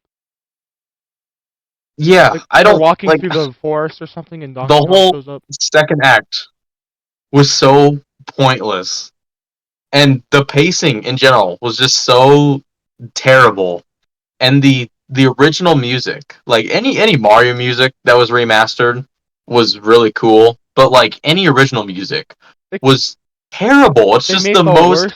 They made the worst TikTok song I've ever heard. Oh my god, Peaches is terrible. I'm sorry. I like Jack Black, but I cannot stand That song is Peaches. so annoying. My Once that movie came out, I was looking at Instagram or TikTok. My entire feed was that stupid Peaches song for like a whole month. I specifically remember that one night in March when I watched a trailer and I was just like I am not seeing this like opening day. I just it's lost me. I don't think this looks good. And I watched it like a month later and it was like $5 and I was like, yeah, that was not good. It was just. I don't know, man. It's a good video game film, but I mean, I don't know. compared to what we had in the past, Mortal Kombat. That Have you seen that video where she goes, "You are my mother" or something stupid like that? It was. No. They had like the All four video movies. game movies are terrible. Video game movies should not be a thing. They should not be a thing. Yeah, they. Video games are video games for a I mean, reason, especially Mario. they tried stuff with Sonic and Uncharted. Why was there an The Uncharted Sonic movie? movie, terrible. Who thought of an Uncharted movie? I get why there's an Uncharted movie because like Sony's games are But much more cinematic and story driven, so it makes sense to try and adapt it to a film. But like at the end of the day, the games are going to tell a much better story and be a much more captivating experience. oh, the the You new can't movie. have Nathan Drake. You can't have Nathan Drake played by Tom Holland and expect me to take it seriously. They had this. They had a new PlayStation movie, Gran Turismo, with David Harbour. Yeah, based on a true story, and like the trailers were terrible. But apparently the I movie was saw good. But I'm not I watching it. saw Spider Verse in theaters like 5 times, and every single Oh, that time movie's good. before the movie, Spider Verse is incredible. Mhm. Spider Verse gave me like the biggest whiplash after the Mario movie because like going from just the garbage of the Mario movie to Mhm. the pristine perfection of Spider Verse was so like, oh my gosh, I didn't know movies could be good. Like, And then they had to end it man, right at the best part. I was so ready, and then they go to be continued. dude, that was so. That whole movie in general is just so crazy and so good. And that's why I hold Slop like the Mario movie up to just the highest, utmost expectation. I would like say my discontent. People would be like, "Oh, it's just an animated kids movie." Yeah, so is Spider Verse, and it's still like one of the best damn movies of of the last decade. Like, But it's all no it excuse. is setting up a sequel. That's all it does in the movie, and then it's still Oh, amazing. it's It's still good though. It's really oh my really god, good. I played the Spider Verse made me want to play the Miles Morales game, Hmm. and it was kind of similar to the Mario movie. Going from Spider Verse to the Miles Morales game gave me such whiplash. I'm just like, oh my gosh, this Miles is so lame and boring compared to Spider Verse Miles. Oh, he that game is so. It's the the swinging and the combat is so nice, but they had to have the worst. Not the worst, but the most. It's so boring compared to The Spider-Man story is 2. terrible. Oh, yeah, as a The side story. story is I mean, I get it, it's a terrible. side story, but like still it's terrible. It's so just predictable and lame, and it's just like everything around it is so good. Like you said, like the combat, the Venom powers was a lot of fun. The swing is so cool. All the tricks that you can do in swinging, it's so fun to like swing around and do like all that stuff. But the story was just like, oh my gosh, this is Super so like, predictable. oh my gosh. Like they had his best friend from childhood be the villain. Oh, I never saw that coming. What? His best friend that he hasn't seen in years, who always disappears at the most random time, is the bad guy? Of course, right when she What? comes to, New York is attacked. Yeah. And when he goes to like the headquarters because he's like trying to infiltrate it, and he Uh just disappears out of nowhere, and she huh. just doesn't even try to make that connection. Like she brings her best friend into her bad guy's base. He disappears, and then Spider-Man shows up and she doesn't make a connection, and it's just like, He also doesn't girl, change his what? voice when he's talking to her in the Spider-Man suit. No, he doesn't. He just He talks doesn't. normal. Versus in like Spider Verse, anytime he gets around his dad, he like changes his voice, and it's It's funny, and it's yeah. also in context with like the universe. Like that scene at the beginning with like the spot. He was like deepening his voice. Yeah, he crashes in the police car, and he's like, Officer Morales. It's funny, and it makes sense. Yeah. I I don't know. I liked the gameplay, I'm but excited like for the the new one story. though. Spider-Man 2 looks pretty good. I really hope they don't mess up the story. I don't know. I'm sure it's gonna be good, as the first one was amazing. That first one, because First one story was pretty solid. The Miles Morales one, I don't count it because it's just like a DLC kind of, even though it's like a standalone game. It's It's a literally side story, DLC. but Yeah, the new one, I it Spider-Man reminds 2 is me gonna of be. the character switching so fast too. That's so cool. I like. Like And have any you seen other like the game, fast travel? yeah. Have you Well, seen the it fast was travel? instant. He clicks on the thing, It's and then so Spider-Man it swings feels out of there. yeah. I think it's gonna be so cool, like web swinging and then jumping into like the gliding with like the web arms, and Mm. Oh, I'm excited to it's gonna use the wings, like the glider. Yeah, that looks it's gonna be fun. so it's gonna play really well. I And just it's hope also a the bigger map story good. because it's like two Yeah. times bigger because it has like neighborhoods Yeah, and they stuff have you like can other run parts of New around. York. That's so cool. Yeah. I don't know. I hope it's I'm not just like kind the of nervous. same plot though, where it's like the characters come out or like escape from the prison, like from the raft and Yeah. stuff. Yeah, the last act of Spider-Man PS4 felt kind of random, where it's just Yeah. like it was. Like my issue with it was kind of similar to the Batman movie from a couple of years ago, Oh where it's yeah. just like you defeat Mister Negative, and it's like, all right, we did it, good job, team. We beat the bad guy, and now let's wrap this game up. And then all of a sudden, oh, Doctor Octopus is here, and now he breaks out everyone, and you have another 3 hours, and it's just like we could have ended it right there, and I would have felt like this was a perfectly good experience. But nope, we just had to keep on going. And I'm just like, come on, guys. I know it. And they if they could have just had it there, but then I mean I didn't mind the Doctor Octopus parts, but I just wanted to end the game, Yeah. get the game over with. I mean, but that part was predictable too. I mean, yeah, we all know Yeah, I mean, Doctor everyone knows Octopus. it, but knowing it, no, I liked it with Mr. Negative, but you would know he was going to be a bad guy. 'Cause I Yeah. never heard of Mr. Negative before I played that game, but I knew he was going to be a bad guy. No. I think Doctor Octopus was Doctor really Octopus good was because, good. like, throughout the whole game, you just see him and Peter have such a strong relationship. And you just know from the moment that he says, like, Dr. Octavius, you just know, oh my gosh, he's going to eventually turn evil. And Yeah, just the fact that, like, Dr. Octopus becomes one of the few people to know Peter's identity and just trust Peter so much.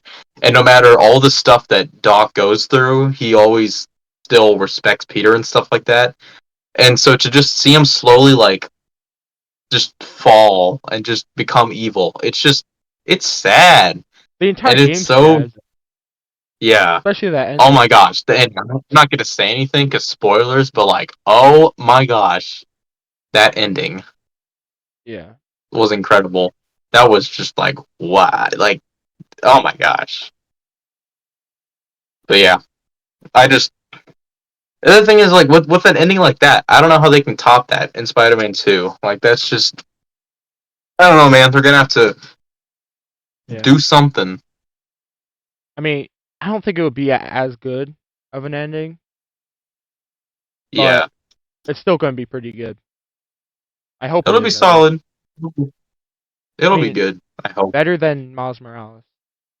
Oh, I think if it's worse than Miles Morales, whew, I'm gonna have to have a talk with Sony. But I hate game reviewers because IGN rated Miles Morales a 10, not a 10, a 9. Hate IGN. I hate no matter what. Like it's so just like don't look at game like it's fine to like And gauge what GameSpot too other was a 9. people.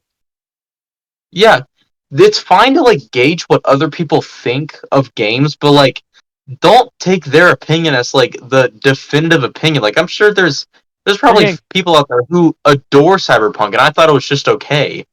And yeah, like I think it's good to understand that like it's okay to like it. it's okay to dislike it. Like, experience it for yourself and have your own opinions, but don't take other people's opinions seriously. You can listen to them and see why they think that, but it's always good to like know who you're listening to, what their opinions are, and also at the end of the day, Also, like those they game don't review have. companies, they're definitely getting paid somewhat to say something good about it. Yeah, that's the other thing. Like IGN, they need to keep a good standing with all these companies, so they'll keep on sending them free games and whatnot. So they can't say anything bad about it. They can just they point out the good stuff, and they don't want to say anything bad about it.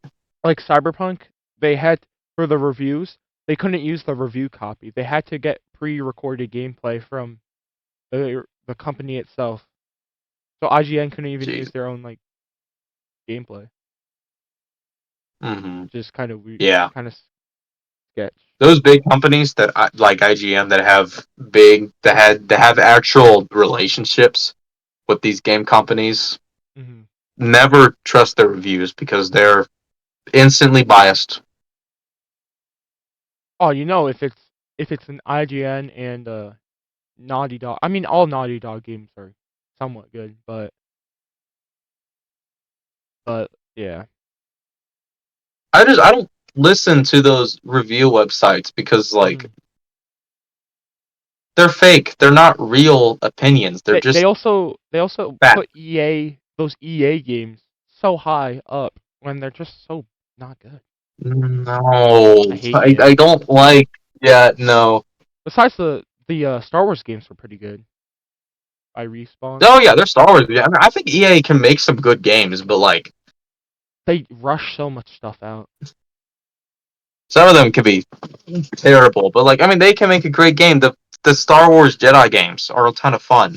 I know. Um, They used to make a lot of Modern good games. Battlefront Modern Battlefront started off rough, but like Battlefront 2 has become like That game's pretty really damn good. good, I'd say. I like that. That game was so good, Yeah. especially when during its last update, because they released the last update Hmm. during quarantine, so everyone rushed over to it. It was just so Yeah. fun. But yeah, those game review companies, studios, no, they're Yeah, nope, we're not doing that. yeah. It's But just and then, but go yes, I hope watch a Spider-Man YouTube 2. video. Spider-Man 2, I really hope. I hope it's I good. don't I have hope it's good. high expectations, but I'm excited for it. Yeah. I'm not even playing it at launch. I'll play it like early next year. I might play it at launch. I'm If I have I'm nothing gonna better be to do, I'll probably buy it, but most likely it's gonna be a bit late. yeah. I'll be busy October 20th with Mario Wonder.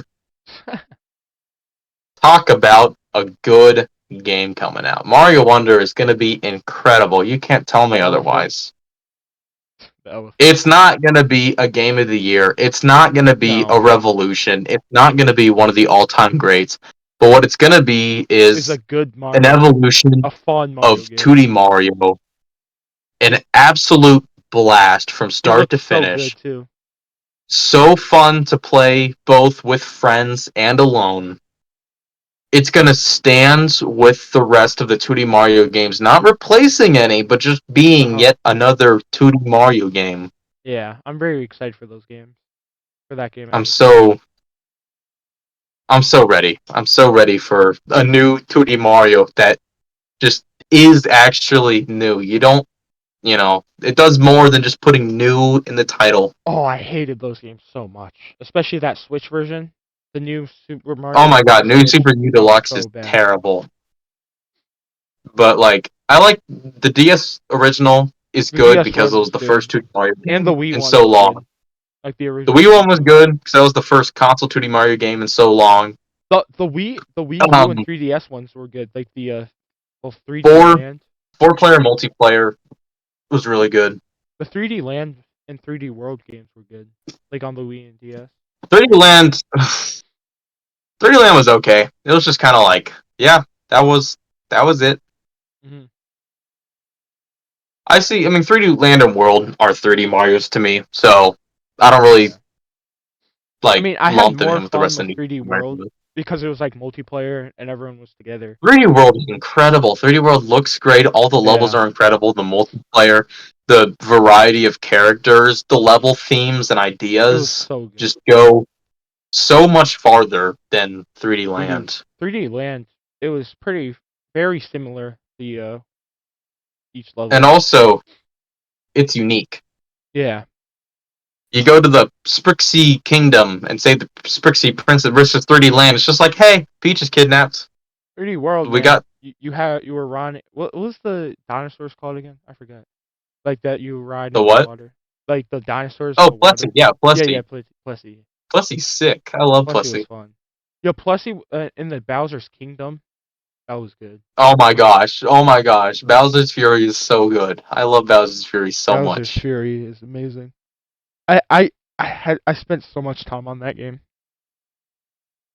Me too. Multiple times. I became addicted to it in late 2021. There's probably like 4 or 5 times I would just 100% the game in one sitting. It's so easy too. It's only like It a would couple take me like hours. 4 hours, and it was just so fun. Yeah, they made it I could easy probably, to complete because all you did was like get the cat shines. yeah, it's only 100 cat shines, and. Yeah, and the map's But not it's so, huge. but like it's so fun to I know. replay, and it's just like it's so small, but it's so good. I'm just like I could play at 100% it tonight and have an. I might do that actually. That sounds really fun. It's been a while since I last played. I know what I'm gonna do tonight. I'm gonna 100% Bowser's I Fury. might actually have. Yeah, I might need to. I haven't used my So Switch fun. in a bit. I feel like the last Switch game I played because I have to get a new one because my the Switch I have now it broke or something. You can't read Oh, the SD card or the game card. I mean, I could yeah, it's send it to probably a Nintendo, good idea. but that's like I I I I could just get the Zelda OLED. Upgrade, upgrade to the Zelda OLED or just an OLED in general. It's worth it, I swear. Yeah, my brother has an OLED, but I don't. The screen is so much better. The kickstand is so much better. 64 gigabytes of internal memory, and the dock is so much better. It's I I right now I have a Switch Lite, but I need a Switch OLED so I can play that medieval game because it's too high up, you know. yeah. You need to make sure you can see all 7 pixels on that guy. I don't even know I how that wonder. game will work. I wonder if anyone's gonna play that. You should at least just try it. If it goes on sale or something. What was it? What I was don't it even know if that called? game. I don't even know. Let me Matter of check fact, real I'm gonna quick. make a nice stuff episode on it. Playing it on the lit light. I kind Hey of guys, forgot we're what gonna that be game's playing on a called. Switch Lite. Where the hell is my character? Game. Let's see if I can find it. I Yeah. wanted. It started like with like war or something. I don't Not know. Wario. Oh, Wario looks fun too. WarioWare. New WarioWare looks great. It's like Yeah. an actual WarioWare that's taking advantage of the Switch controllers. Let's see.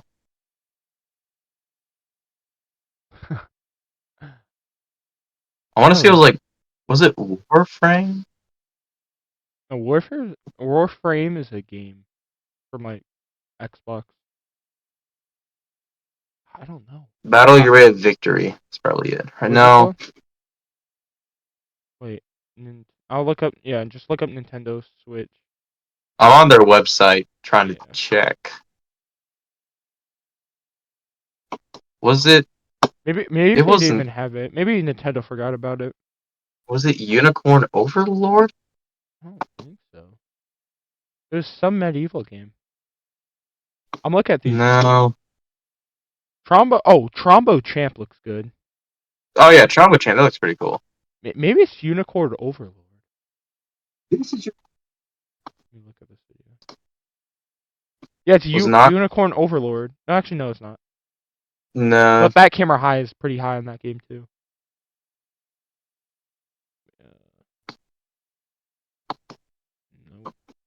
And then they had that Octopath Traveler like hero, a heroic.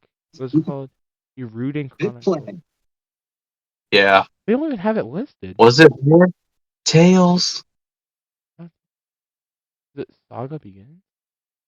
Or was it? Trying to check War Tales. Nope, it's not that. Maybe Nintendo forgot about it because I'm looking at their website. It's okay, Nintendo. I forgot about it too. Yeah, I don't know. It's not popping up. I'm gonna try and search up. I want to say it was War Tales. It looks like it can totally be that. Yep, it's War Tales. All right, how much is it? Is it even on sale yet? Uh, World Heroes Nintendo Switch. I have it on their website. Oh, I have to put in my age stock, verification. $40. Oh, I'm actually good about making that video. I mean, No, the hell it's not. Oh, I gotta put in my birthday. What? oh, yeah, I'm looking at the gameplay right now. The It's a camera. mature game. Oh, actually, I can't play that. $40 for this. Oh, no That one's is playing. No ridiculous. one's paying 40 bucks. No one's I'm paying not 40 bucks doing for that. that. I'm not doing that, Nintendo. Yeah, that was Maybe on sale, interesting. but I mean, no one It'll is go on paying. sale soon. No one is Yes, paying games on the 40 Switch bucks for eShop that. go on sale so frequently. Every game on Switch besides Nintendo's games go on sale. Yeah, it's ridiculous. I like hop onto the eShop and like every single Star Wars game is on sale for like half off, and I'm just like, oh my gosh, I literally just bought this the other day. You bought it last week, and the weekly sale has the exact same list of games. Yeah, I feel like they always have yeah. No, Switch. Ubisoft games on sale. Feels like Ubisoft every games. single game is on sale. Yeah, every single game besides Nintendo's own games have been on sale. The Sales only mean time nothing to me at this point because the they're only all time I've seen they have. Nintendo's games on sale is during holiday season, like during Christmas and stuff. Yeah, yeah. And they're not Even even then, on sale. I'm not buying Nintendo games on the eShop. If I'm spending $60 on a game, I better be getting a case and a manual Yeah. too. Not a manual, but That's like a why I don't case. like the exclusive downloads, like the where they you can only download them. I don't know what it was called. Yeah, you can only download them, and there's no physical version, which is annoying. Like the 99 games No, and like the Pikmin game, but then you had to. No, it's like the oh, Pikmin. Yeah, they can only download them. yeah, Yeah. for a while. But then sometimes they don't even release a physical version. Yeah. Another thing that annoys me is that sometimes like when I was at GameStop, I got Pikmin 1+2 and Pikmin 4. And so I asked them to get a Pikmin 4 copy from behind the counter because they're always sealed. Like if I'm paying $60 for a game, it better have the original shrink wrap on it too. Oh yeah, I'm not buying those But used. I got a open copy. Like the shrink wrap was off. I'm sure the cartridge hadn't been messed with. I'm sure it hadn't been opened, but it had a GameStop sticker on the back. Like it was still in pristine condition, but it didn't have the shrink wrap on it. It had a GameStop sticker on the back, and it had some like weird smudges and stains on it. Oh. And I was like, "Oh, do you have any new copies?" And they're like, "Oh, it's all like this one guy who worked there. He wasn't the guy who was ringing me up, but he was like, like it's always worth it to buy our new copies because even if Because it's they get more like, money, yeah. even if it doesn't work, I'm just like, I know I'm trying to get a new copy, but if I didn't even say anything, I was just like, okay, I'll buy it, but like, No, gosh, oh, I got $60 for last time. that. Last time I was at GameStop, there was this parent in front of me, and she was talking to the workers that she wanted to buy a Nintendo Switch for her son or whatever, who's like literally like 7 years old. I'm guessing, and Yeah, he was like running around the store. He was like literally like 7 or 8, and he she was asking the employee like what switch could like run on the TVs, and they said they were going through all the versions of like the Switch. They have they go we have the Nintendo Switch version 1, the version 2, or the OLED. And then she kept like asking.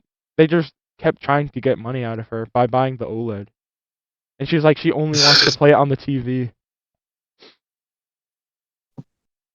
Buy the OLED. It's more expensive. Buy the OLED.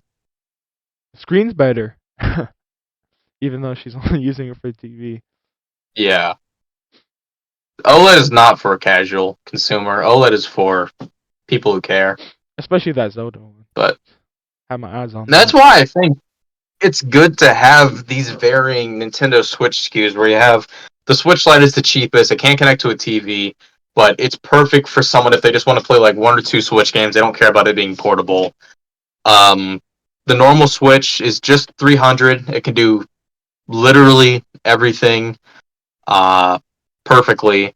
The Switch OLED is more premium, more expensive, but more premium. You have a better screen, better kickstand, more internal storage, stuff that more dedicated gamers are gonna prefer. And I think it's good to have, you know, uh, the light tier, the normal tier, and the premium tier, which Nintendo's always done with their consoles, but I think it's a great thing that they're consistently doing. Yeah. The one thing I I mean, it was the don't. same with. You can go. I'm sorry. Go on. All right. So what are Oh, you saying? Also, I don't. I kind of lost my thought actually. You can go on. I'm sorry. I don't even remember what I was going to talk about. I think I was Yeah. going to say it's like the 3DS. How you had the normal 3DS, you had the 2DS, and you had Oh the yeah. 3DS XL. Then you had like the new 3DS, and the new 3DS XL, and the new 2DS XL. And it's just good to have, you know, the budget one, the standard one, and the premium one. And Same it's with the just Wii. like, They had the Wii and the Wii Mini. yeah, the Wii Mini. I don't know Who's who's that buying for. that? Who is that for? Because it Who doesn't was even buying? Yeah, it doesn't have an Ethernet. It doesn't no, have. there's no internet. You can't even play internet. No internet. Period. What? That's oh wait, what? Who is actually buying that now? And there's no No GameCube one bought it. support. It couldn't play games like at all. Didn't even have a disc slot. Oh, no disc slot. Oh, Just the eShop doesn't work just a, actually. just a slab. Yeah, it didn't. It didn't. That's so stupid. Oh yeah, no disc drive. The eShop doesn't work. So you could just look at it, set it up. My mom used our Wii for years because that was our Netflix machine until we got an Xbox 360. Yeah.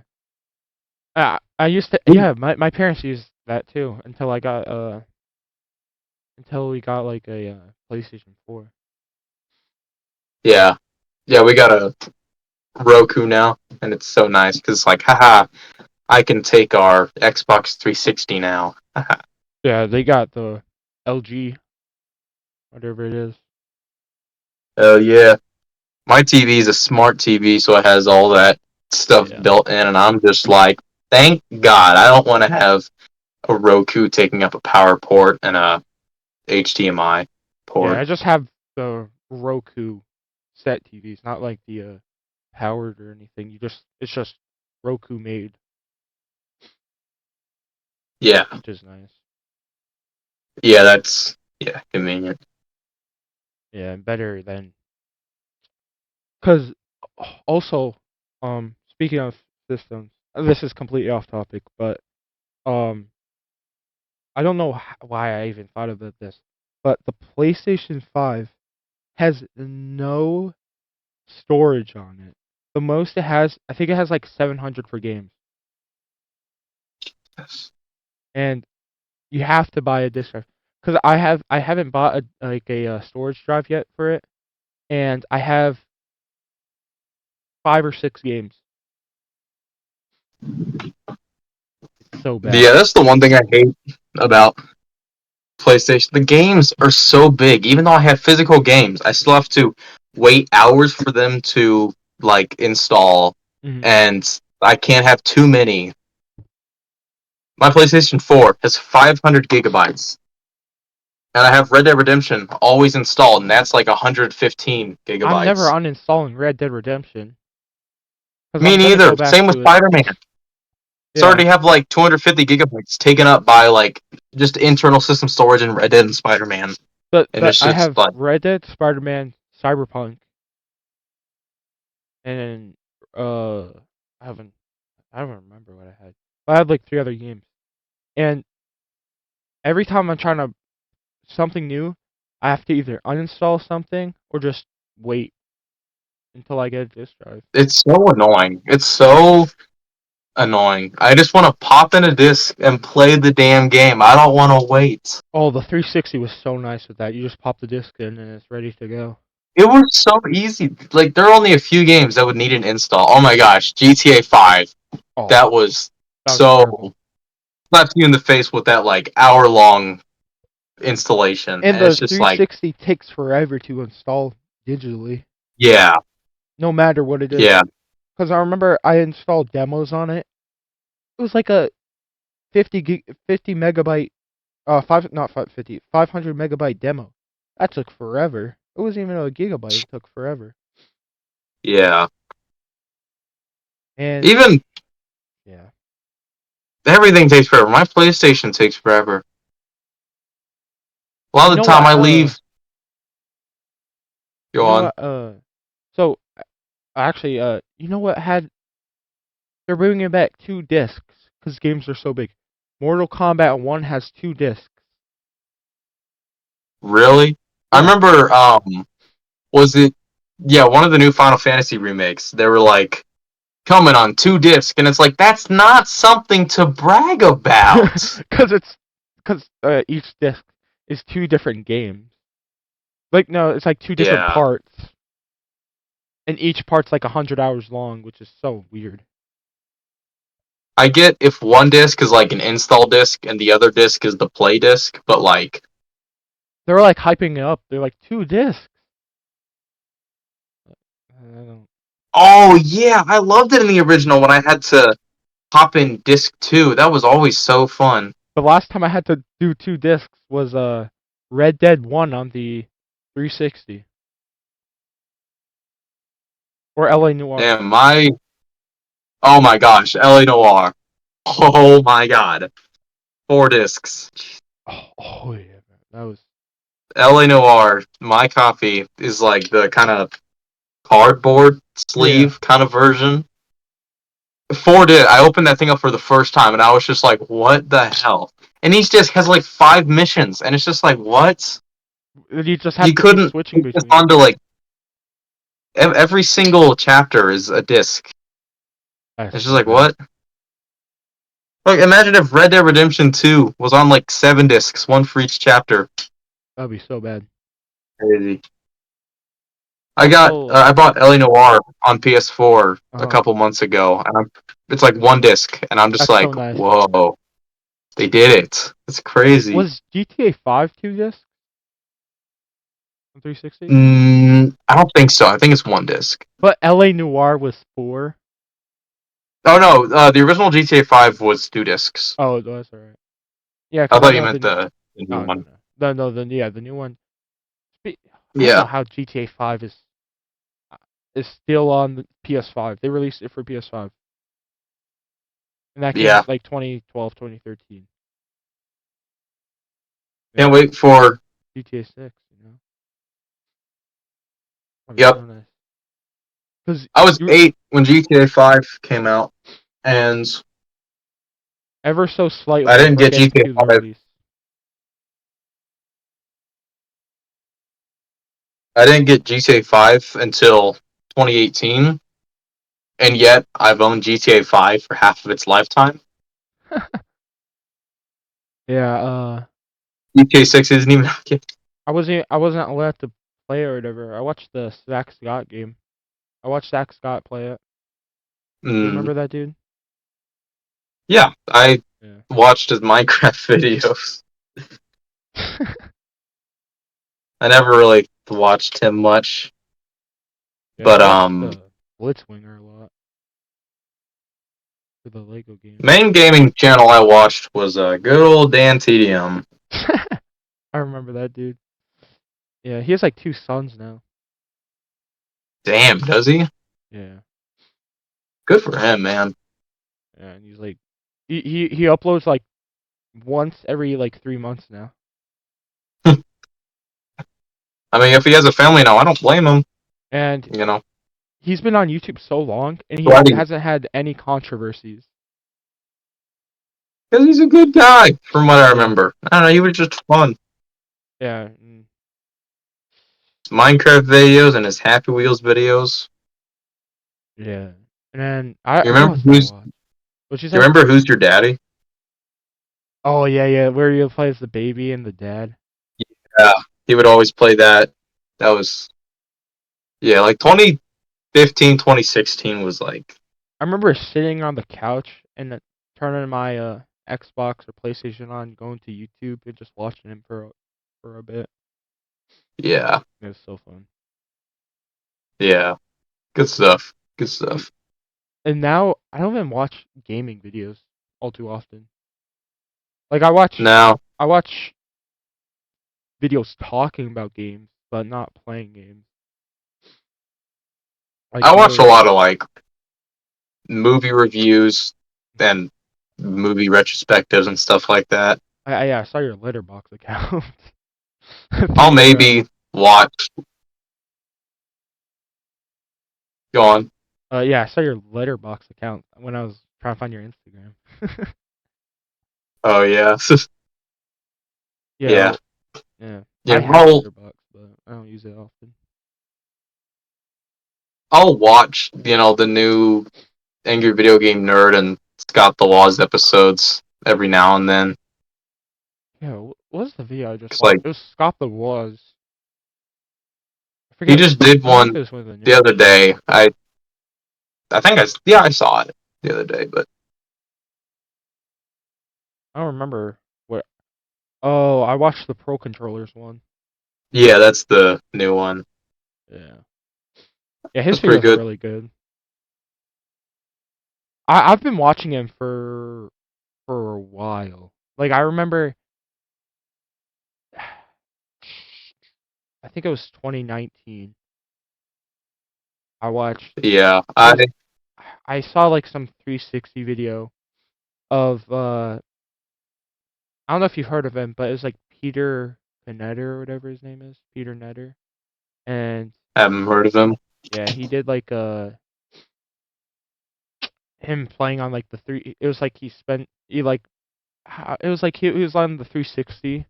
Like he could only use the 360 for a day, so he was like posting on Oh, Twitter and stuff. And then the next video I had it on autoplay. The next video was like Scott the Was. His video was pretty good. I don't remember what it was though. my first Scott the Laws video was his Game Boy Advance video. I watched that in like summer of 2019 because I bought a Game Boy Advance and I bought it on eBay and I was waiting for it to arrive and I was just like, man, I can't wait for it. I want to watch reviews of Game Boy Advance and I stumbled across it and I maybe watched like two or three other videos of his, but like in 2020, like in COVID, I kind of Mhm. got back into him and that's when I kind of really got into him and started watching his stuff. What? And Oh no, my first video I watched was the game store one where he had oh yeah, that Jazz or was whatever his name was. I like that he like kind of made a story off of his videos. yeah. I Like remember my favorite was the Christmas I remember themed ones. late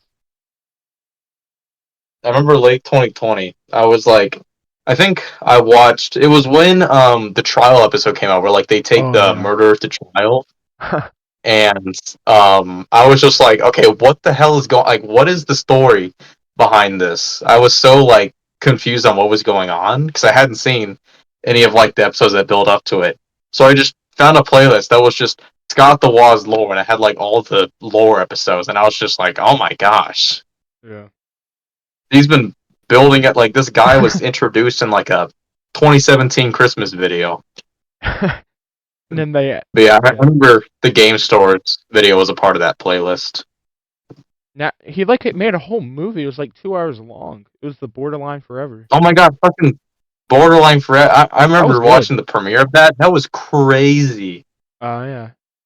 I didn't realize it was so long though. I I was watching remember, the premiere.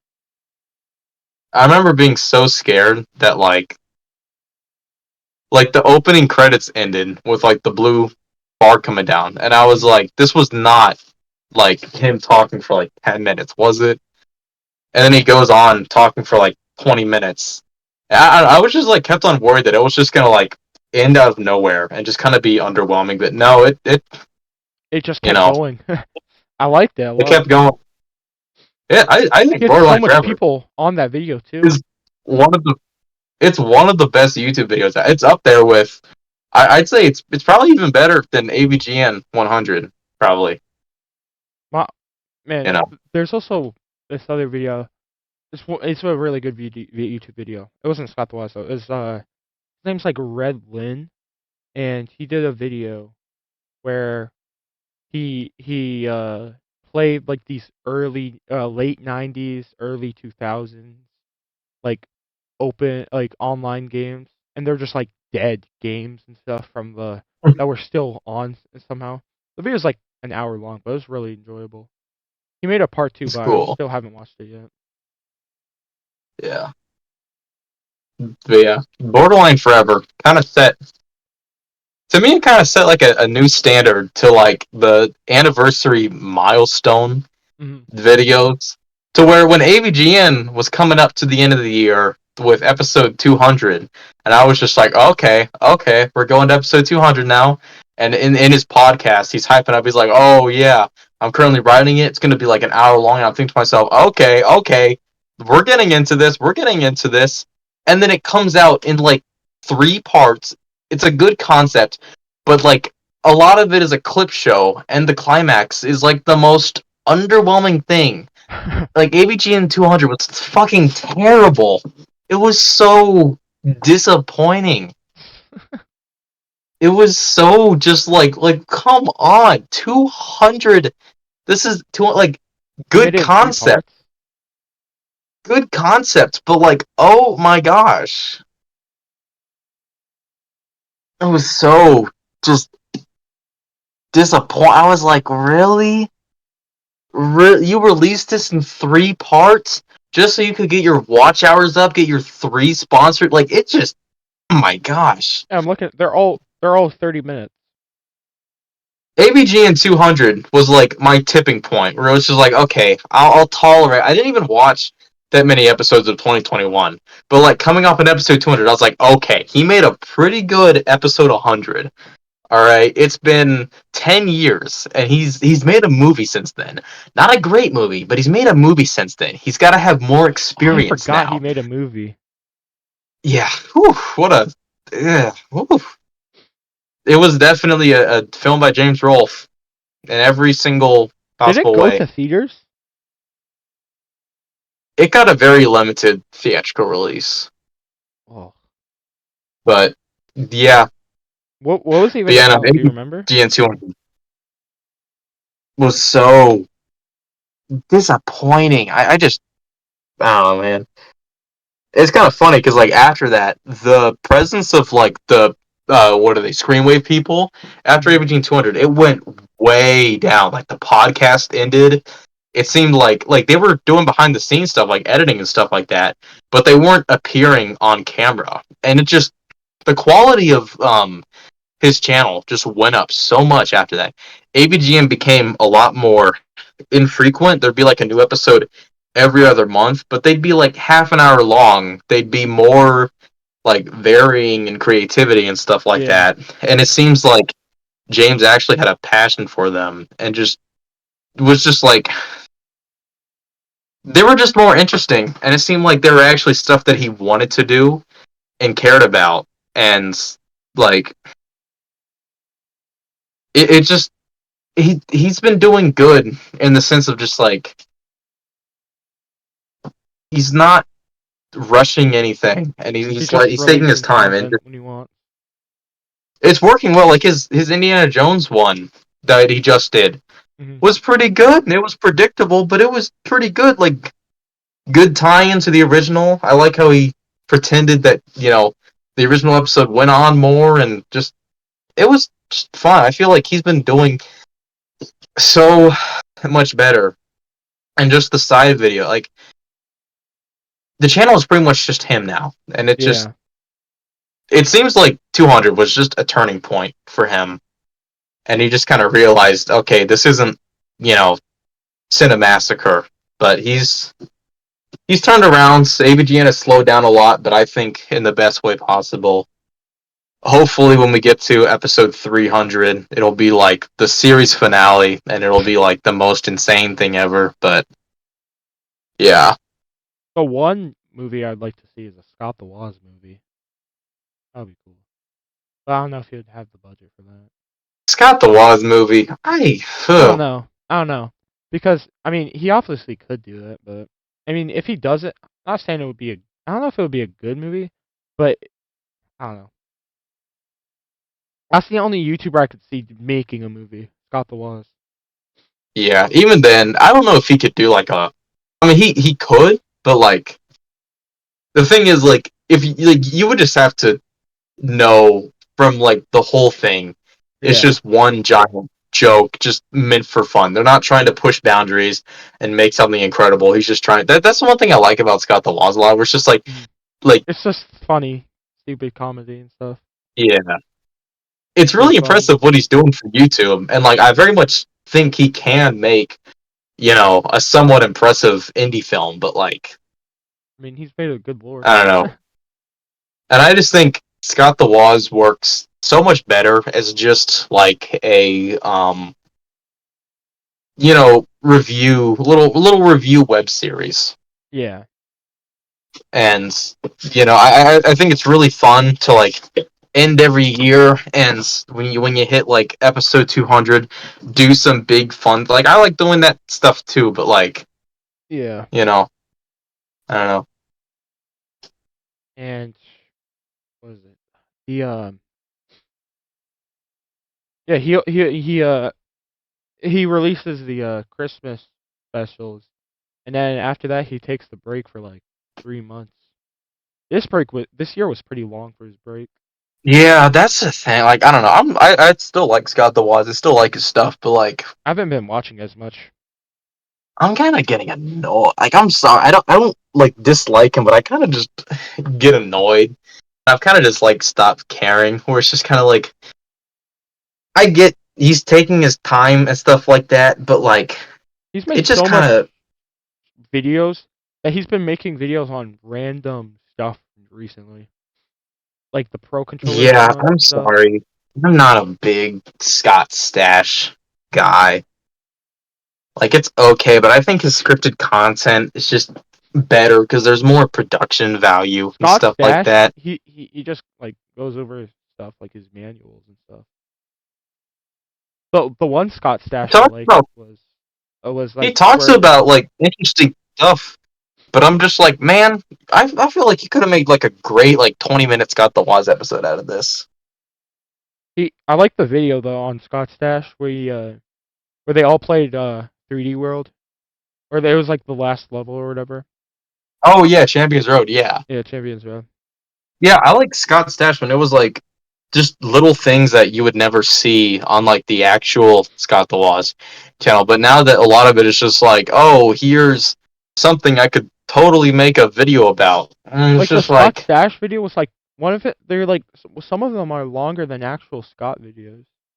yeah, he did like a 50-minute one about like Wii U games that haven't come to Switch. And I'm just like, that would make a really, fun episode. And I get it's so much quicker to make a Scott Stash video, but like, man, I don't know, man.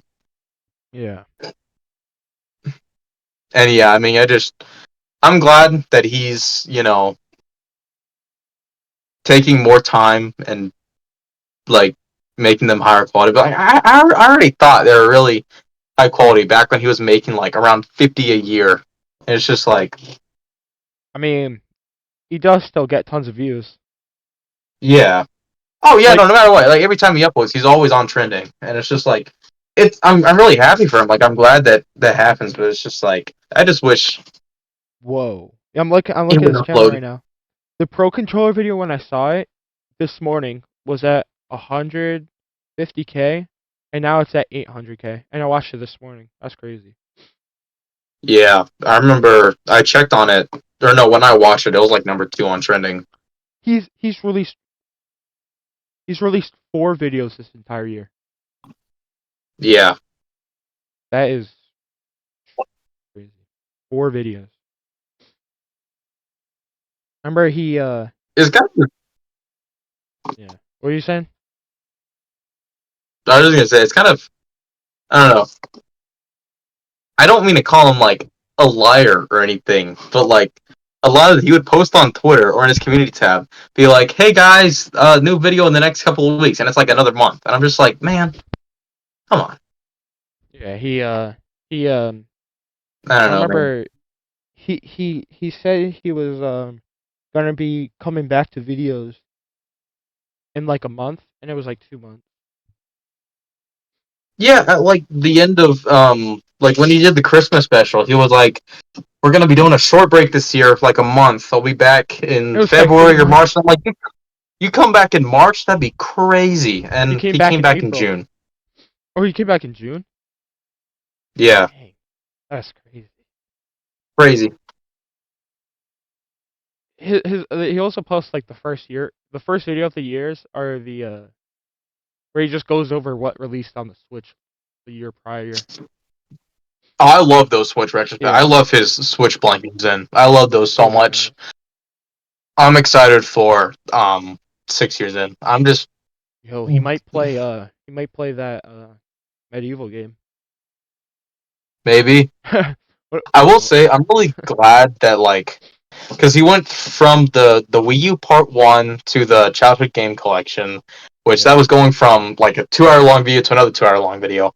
I'm glad instead of going straight to the next Switch video, which is probably going to be like 2.5 hours long, I'm glad he's doing some smaller videos Yeah, to I like those kind smaller of videos too. tide us over in the meantime. Because like I know he's posted like I remember he posted on Instagram a couple weeks ago, and you could see in the background on his computer that he was working on the Switch 6 years in, and it's just like I think it's cool that he's like I think it's a good idea to gradually work on the big episodes while also making smaller Making episodes. smaller. Yeah. Because like yeah, I don't know. I think 2021 was probably, in my opinion, my favorite year for his channel. Yeah. That had like Borderline Forever and Christmas special was pretty good. He moved that year. Like the last couple of episodes take place In his new in house. his new house. Yeah, he used to have an And apartment. Now he's like a house. yeah. So yeah, it's really I just feel like in 2021, like he wasn't uploading us like frequently, but like he was still you didn't have to wait too long for the next Yeah. video. I was just going through his Instagram stuff. But like yeah. I mean, at least he's doing good, So, Yeah. I mean, I'm sure I'm it's happy fun for him. making the stuff. Yeah. He's always smiling And and I stuff. hope that like uploading so infrequently is helping keeping these stuff fresh. But like, I don't know, man. You made like a 2 hour long video over the span of like 2 months. Yeah. Yeah, I but yeah, no, mean, he's still doing good. I just feel like I would say he peaked in like 2021, 2020 was pretty good for maybe. him too. I mean, I feel like 2020 that's was when he really got good. when he got the most views because he also had The what was it? The Christmas, the 2020 Christmas special is good. I Oh like my the god, that RPG one's one. great. I like that one so much. He also Yeah. made like music for the video. He like makes music for the videos, which are nice. hmm Yeah, Yeah, I remember watching the his episode 100 for the first time, and I was just like, "Damn, that's pretty cool." yeah. I mean, the best videos he makes are probably the ones for Christmas. Yeah, The best Christmas one was the bargain bin one, 2019. I like that one. that one was good. That one was really good. You can tell his videos went from his big videos in the past were 30 minutes, and now his big videos now are almost like 2.5 hours. And He'll now do his like a standard. He'll do like a standard run of the mill video, and it's like an hour long, and it's just like, damn. his short videos, his shortest video, his short videos now are 30 minutes. Like Yeah, his new one he just released was like 30 something minutes. 30 minutes. Yeah, that's funny. That yeah, Yeah, yeah. No, overall, good stuff. yeah. Doing better than ABGN, I will say. I kind of forgot about that dude, AVGN, and then I'll never forget about him. I'm glad. I really like the new direction he's been going over for the past couple of years. I feel like a It's lot just recently. I've been watching smaller creators. Like I feel like my entire page now are long form videos made by not shorter, but smaller creators. Like I'll watch like a 1 hour long video, and the dude has like 20K subscribers. mhm. Yeah, Also, the uh, the introduction of TikTok, YouTube Shorts, and stuff also has ruined YouTube long form. yeah, yeah. YouTube Shorts and TikTok. I like browsing it during like a 15, but like for hours on end. It's like, oh my gosh. And yeah, Yeah, there's definitely so many ways in which that has absolutely ruined people's attention span. It's just like, yeah. yeah.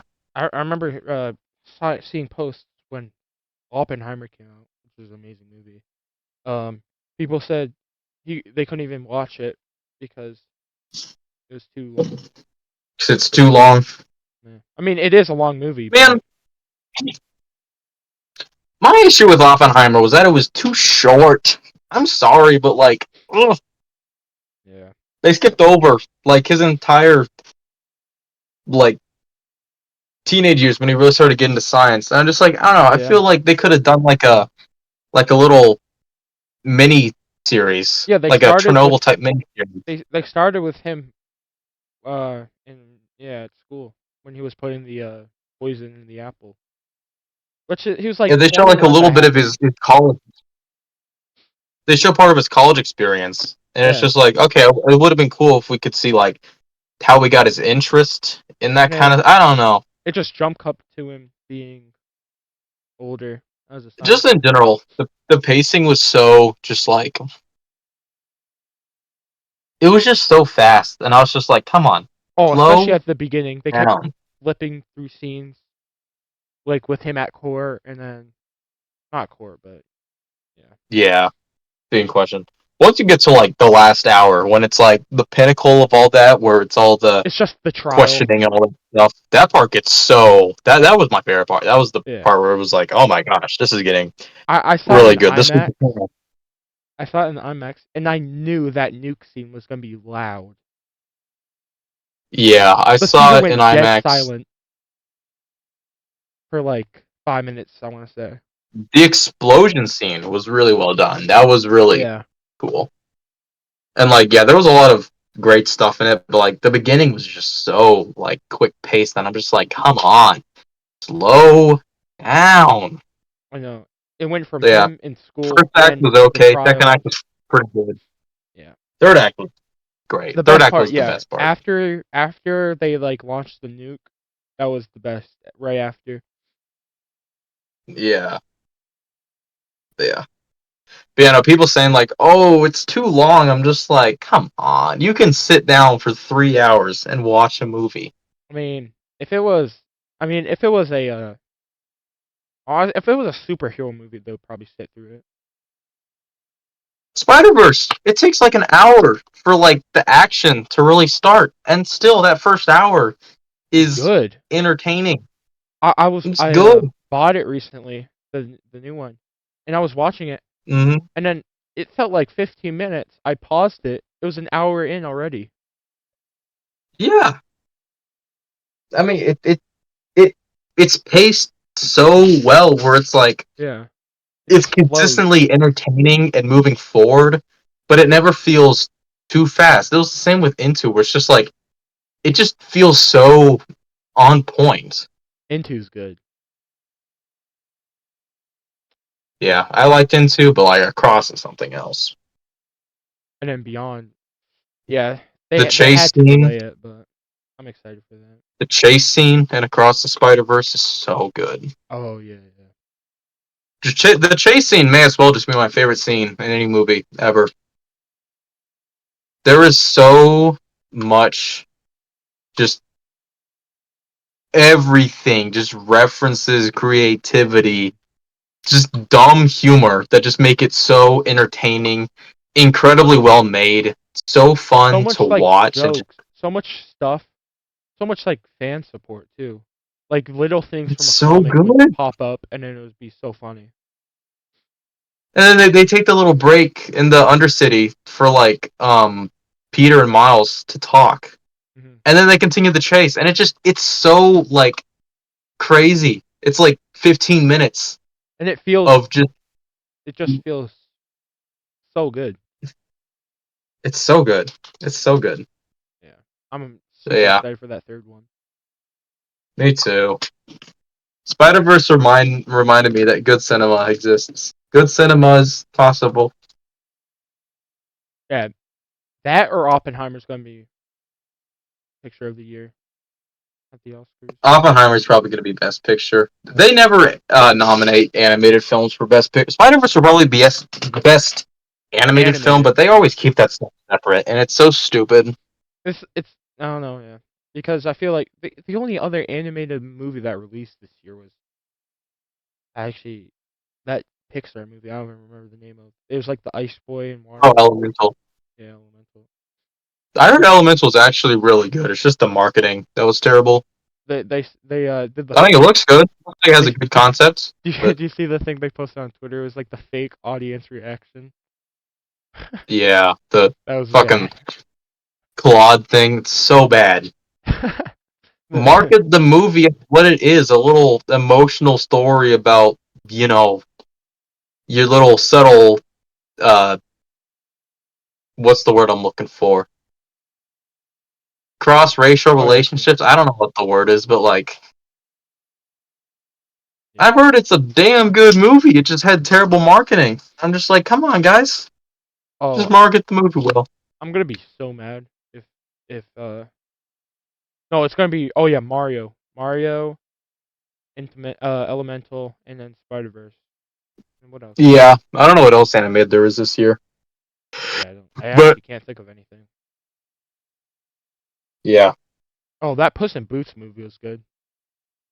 That was last Oh year. yeah, I heard last week. I still need to see it, but I've It's on heard that Netflix. was just It's really good. good.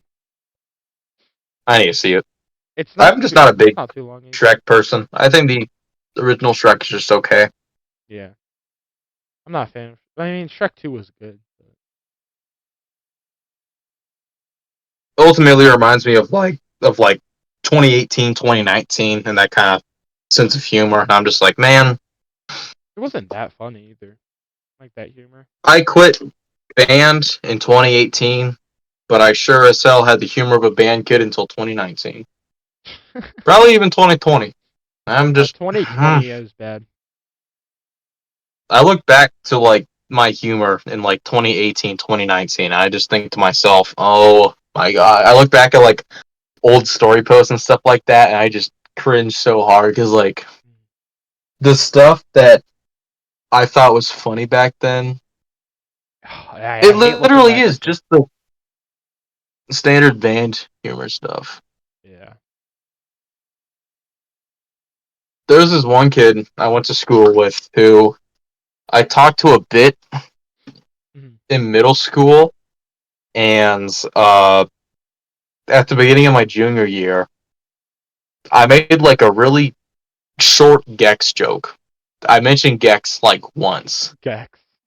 And it turns out this kid was a huge fucking Scott the Woz fan. And every single day he would try to talk to me about Gex and Scott the Woz. I'd be just like, I just made a single joke.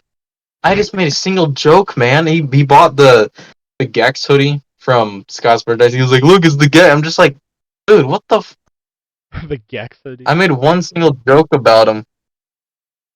Yeah, he was a band kid, and he had that kind of humor. And I'm just like, you know, The only time I jokes. laugh at Gex is if it's Scott the Woz making the joke.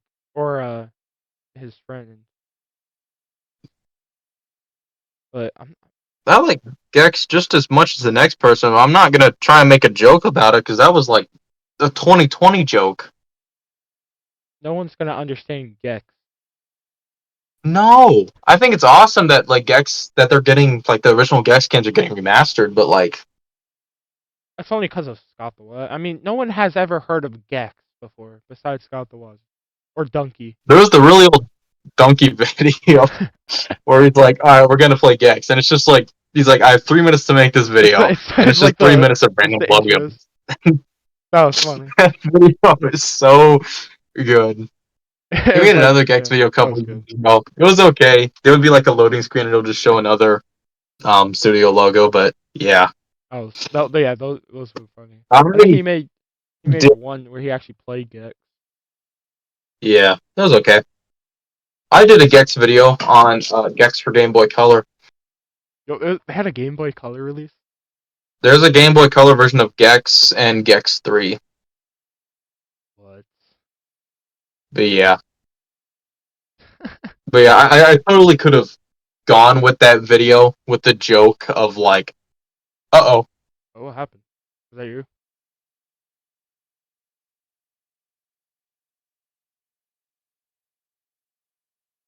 Hello? Hello? You got a call? Huh? You got a phone call? No, my phone died. Oh. I'm on my computer now. All right, yeah. I'm Is the just gonna. audio worse? No, it's good. It's good. Oh, it I'll is? just Okay. I'll just cut that part out of the I can video. turn my camera back on, but this is my ancient Max webcam, so it's not going to look that great, but I mean, the regardless. recording's in 1080p, so it's fine. Okay. Yeah, but Okay, enough. I'm just gonna cut that Okay, part what out. were we talking? Are Gex. we We're talking about Gex. are we back? Are we good? Yeah, you're good. You're good. Yeah, sorry about that. But No, yeah, you're good. Gex, yeah. I totally could have just done that video with just being like, "Oh, haha, Gex funny" because it sounds like sex and it's Gex night with the boy, but no, I found jokes about the Game Boy Color version to make and yeah. Yeah. I don't, Yeah. I don't I know. don't know if anyone's actually. If you wear a Gex No one is T-shirt, who's gonna get the joke? that's a it's just man, this is so much worse. It's so funny. Yeah. Yeah, Gex is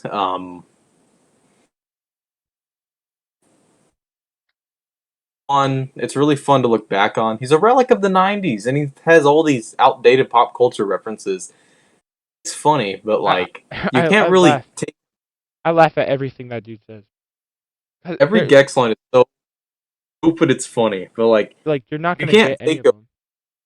Yeah, unless you're like talking to a Gex fan, like you're not gonna make anyone laugh by quoting Captain. They're a What is it? bizarre alien race seem to Yeah, find what is he Adam even Sandler saying funny. though? He's like the like it's like the Family Guy jokes. He goes, it's kind of like that one time. It's Yeah, this like is like taco night, James Earl Jones's house.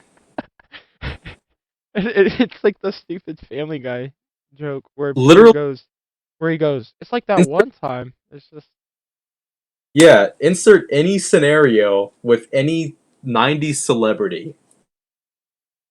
I can that make would one up.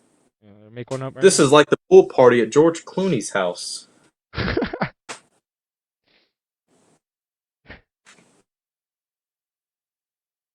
I haven't seen balls this big since spaghetti night at Harriet Tubman's house. I don't know. But yeah, I haven't seen a joke this funny since Dave Chappelle's comedy night. man. It's just so stupid. I'm not gonna mention Dave Chappelle. I don't need to get canceled. Dave Chappelle. But yeah, X is Best. Best. Next. All right, I think that's all the time I have for tonight. Actually, that was a while. That was a, Alright. let me check the recording. Yeah. All right, I'm gonna cut that part out though when your phone died or whatever. But yeah, thank you Uh-huh. for coming today.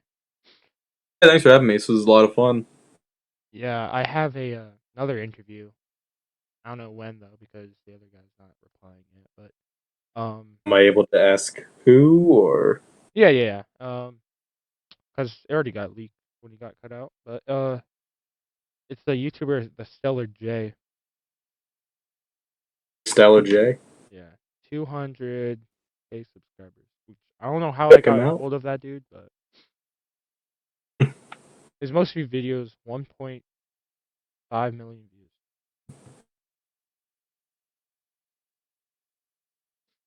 Which are, yeah.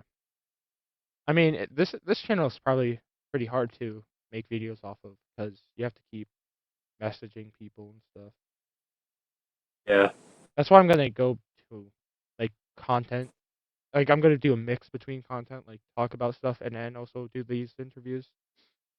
But yeah, for now I'm just gonna work on stuff and then yeah. Oh, I've seen this guy's. You Is watched it it? the Stellar J like Jay? Yeah. Yeah, I've seen his our game trailer's getting worse video. Oh yeah. That's cool. Yeah. Well, thank you for being on. Yeah, thanks so much for having me. Yeah, no Really cool. I problem. was Yeah. Yeah, I'll send you the video when it's uploaded. I don't know how long it will take, but yeah. good. I'm Hope you have looking a good forward night. to talking for what, 2 hours? Yeah, about Gex. Yeah. That was only like Awesome, man. Well, 10 minutes. But thanks for yeah, having thank me. you. Hope you have a good night, man. Yeah, you too. Take care. Yeah, you too. Yeah. All right. Bye.